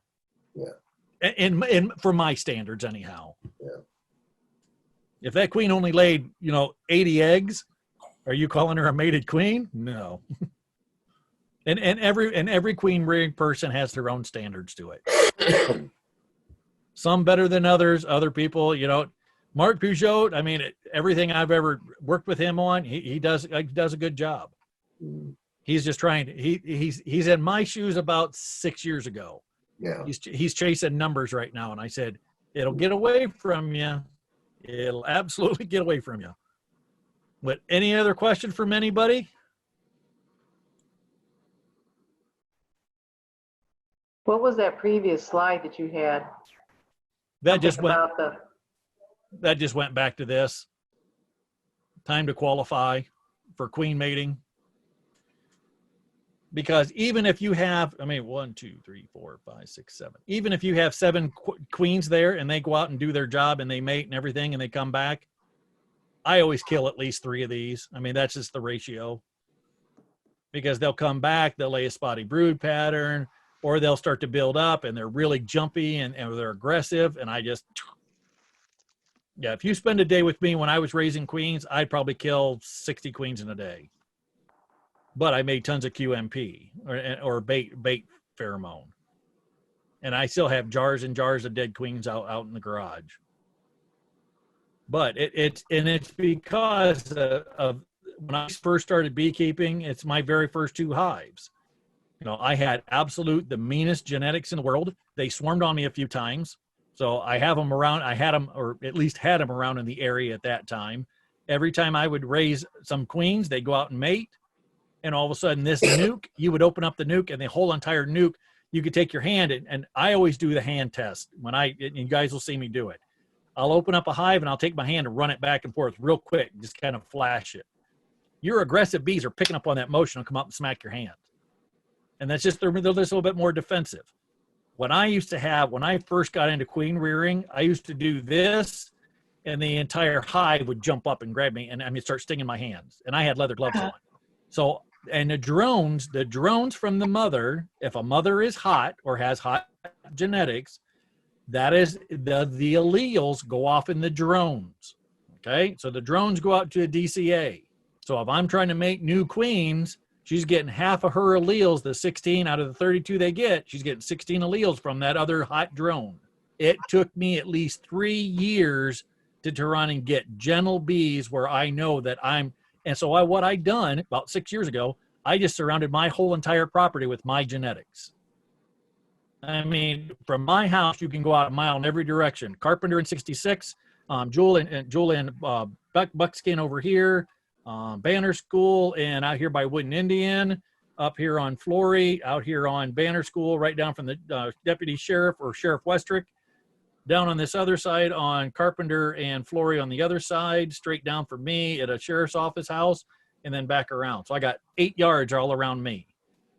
And then when I raise queens, I get different stock each year. So I get my overwintered stock that does a good job. They have good genetics. And then when I turn on do that, then I bring in different drones from a different stock. So like next year, I'm going to have Nina's stock. And then I'll cross Nina's good Carnolian stock that's nice and calm. They're a little bit more gentler bee. They might not pull in as much honey, but I mean, very gentle bees. And I cross them with all the drones that I have for my stock on the outside. So you're not interbreeding, you're outbreeding each time. Or if you find really good genetics with 2 people that are far enough apart, at least 30, 40 miles apart, like Gail's, we could turn around and go collect her drones, find somebody down this way that has a good queen, have 10 or 15 virgin queens, go bank them for a week, for 7 to 10 days, go up to Gail's, collect her drones, collect all the semen, and do an I&I, instrumentally inseminated queen. So now you're taking good stock that hers build up well. You're taking the best genetics of that. They're not hot bees. So you take the best of that, and then you cross that with survivor stock down this way. And that's basically what Purdue does. Well, you're welcome. Y'all are welcome. I got the tent.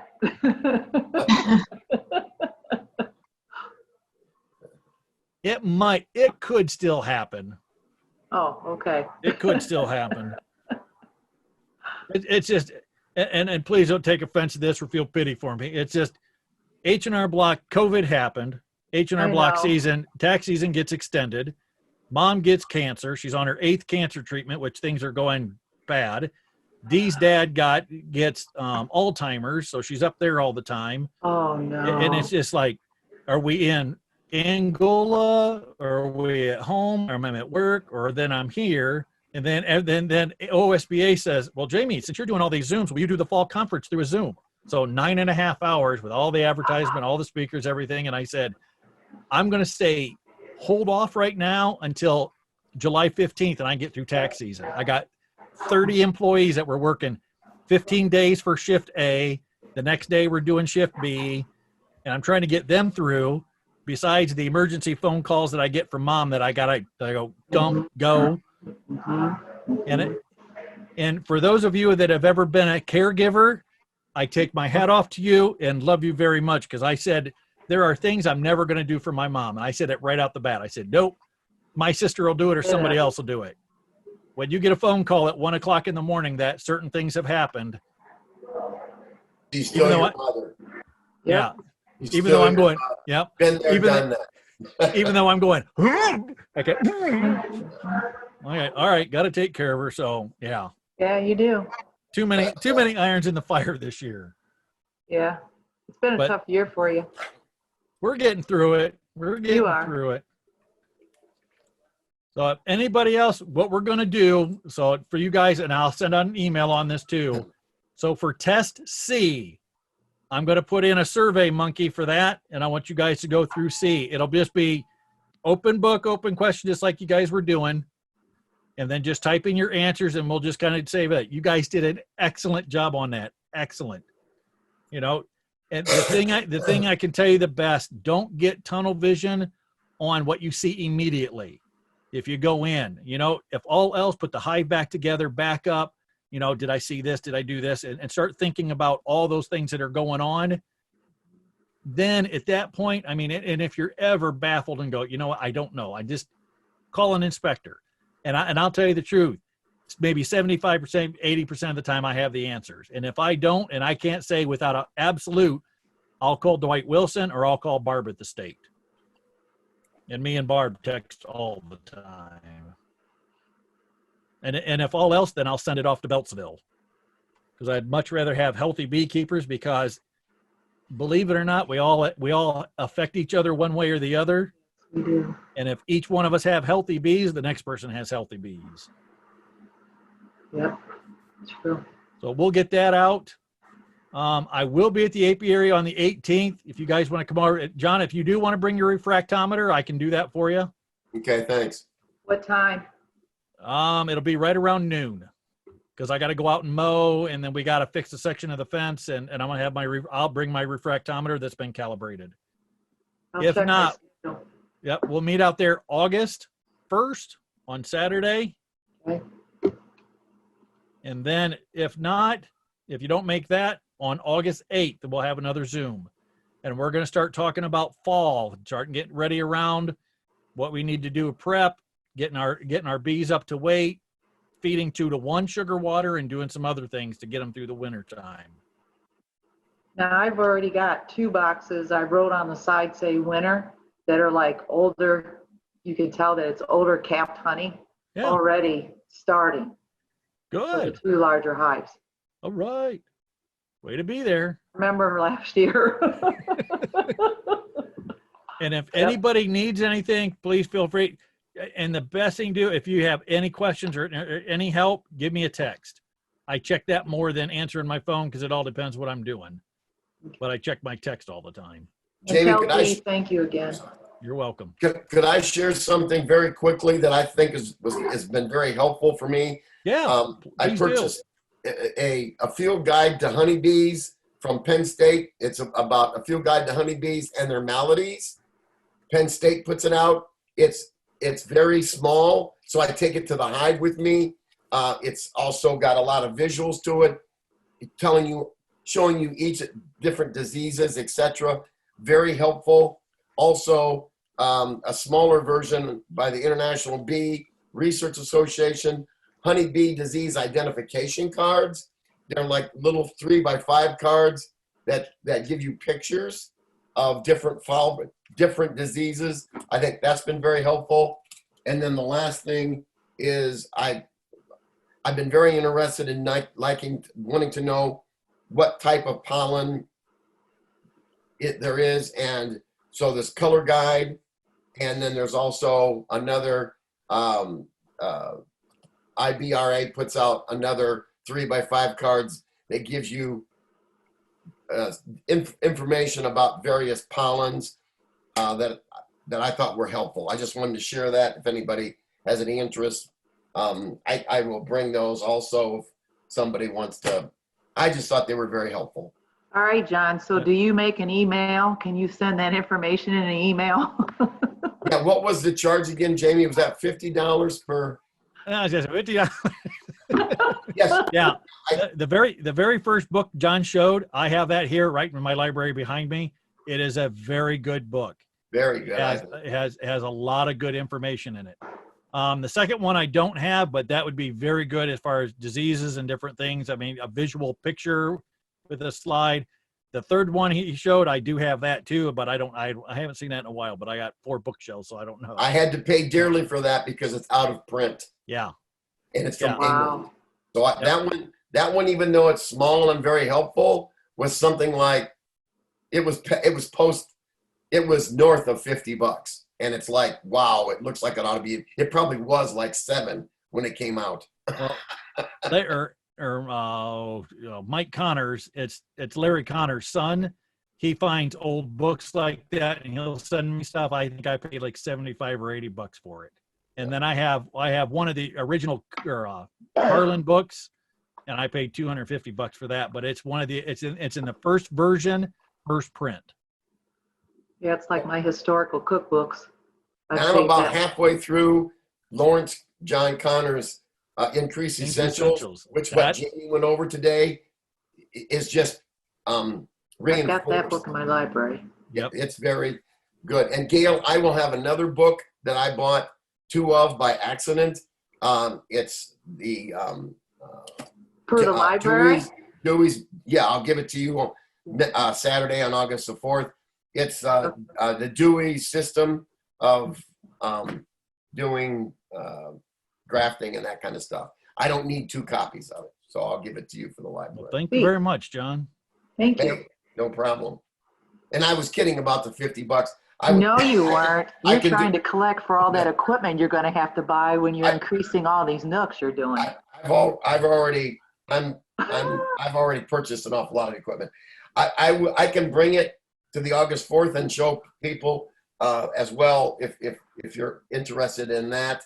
Or I could, if Jamie has it, I can send it out through that way too. I don't care, whichever works best. And what I'll do, give me about a day and I'll take this recording and put it up on our private page for you guys on Katie's Bees. I'll set that up and that way you can do that. Go through your test C. And I think we're just about caught up with everything. Did you ever do the video? Is it up on the one that you did on honey? Is that recorded and up on there? It should be. I do remember doing it. Because I don't remember. I'll have to look. Let me make a note here. Okay. If I get too many things running here, the computer starts to lock. Speaking of honey. Yeah, honey talk. Yes. All right. How many boxes do we need on top of the hive to make it go through winter? Because the one hive is doing super, super well. Okay. But the other one doesn't have as much honey stores on top. Like there's no super yet. All right. So you're doing all mediums. All mediums? The supers will be all mediums, yeah. All right. Then you got, okay, from the bottom, tell me what you have going up. On the one hive, I have 2 deeps and nothing. It's just a Okay. feeder. And then I have, on the good one, I have 3 mediums and a medium super. 3C. So you already have your brood area filled up, your extra box. You're sitting pretty on that one. The 2 deeps, you should have at least another medium on top of that. So let's say by the time we hit, as long as we don't have a drought and we get into a dearth, as long as they're still pulling in nectar and doing stuff, if they get into that 3rd box, you can do some fall feeding and to bulk them up with some 2-to-1. But since you have all drawn comb or foundation, you don't have drawn comb, what I would do is give it about 2 more weeks, Jen. Then if not, to put on that extra box, take a couple frames from your other one that has some honey in it, give her like 1 or 2 frames so they have some kind of interest to go up into that box, and put a sugar water on top. Okay. So I was thinking maybe they're having a hard time because that other strong hive is trying to steal from them all the time. They're just too concerned about defending. Well, here's a problem you face. It takes 10 pounds of honey to make 1 pound of wax. So the hardest part is getting all this wax pulled out before. I mean, that's the absolute, you have to get that wax pulled out or there's nowhere to store it. Okay. So I would not be afraid. In another 2 weeks, if they're not up in that second box, steal 1 or 2 frames of honey from the good hive, put them over there, kind of equalize it out. Put frames of foundation in the middle, put the 2 frames of honey on the outside. Put all the frames in the foundation in the middle. So that way they think they're working up there. If they don't start pulling that out in another 2 weeks, I would start feeding because you need that drawn comb while it's warm. Okay. I mean, they started pulling out that third medium, but it's, I'm not, wait, I'm thinking the other one. They started mostly filling out that second deep, but they're still on the sides of that weak hive. It's just, they just kind of went to a standstill. Even though they're getting fed, they're getting pollen patty and sugar water. But it's ever since they've started getting robs from the stronger hive, it seems like they've come to mostly a standstill. Okay. I'll tell you a way to cheat on that. Okay. Since you have the hives like that, take your big hive, so your big hive, find a frame of all cat brood, shake all the bees off of it, and stick it into your other one, and boost it up by 16,000. Okay. Okay. And then where you took that frame of brood out, put a frame of foundation in. Even though I added a completely empty box for them to start filling in again, because that strong hive is just going like mad. Yeah, I would. Okay. Okay. I would have no problem with that. But here we have honestly, we have about another month, and it all depends on August, how the dearth comes in. I mean, last year we didn't have any. The year before we didn't have any. But the year before that, I mean, we had an absolute dearth. I mean, everybody was robbing everybody. So we have to get that drawn for newbies and for me too. I mean, if you're putting in any foundation, you have to have it drawn out by that second week in August. After that, then things start to cool down and then wax production's over. Even if you feed, if you don't have the temperature with it, you could have tons of feed. All they're going to do is just backfill it into the cells and then just backfill the queen. And then you're going to be in twice the predicament. Okay. So then even if they fill out that box, I need a whole entire box of honey on top, correct? To do that just to be safe. Okay. That's what I thought. Okay. Because what you're trying to do, try to get out as much drone comb as possible. And then when we downsize a little bit to get ready for winter, then it gives you extra options. If they never get up into that next box and you have all foundation, then it limits all your options out when you start to downsize. Okay. Or I could just keep stealing from the nasty ones. I keep stealing from them. I've done that. I'm going to show them some love. I've done that before. When you just pull it though, just pull it and then just take your bee brush or whatever and just shake them off. Okay. That way, when you bring them over, you're not bringing over a workforce of something else, and all of a sudden you get tons of war going on. Because the last thing that weak hive needs is another war on that. That poor hive.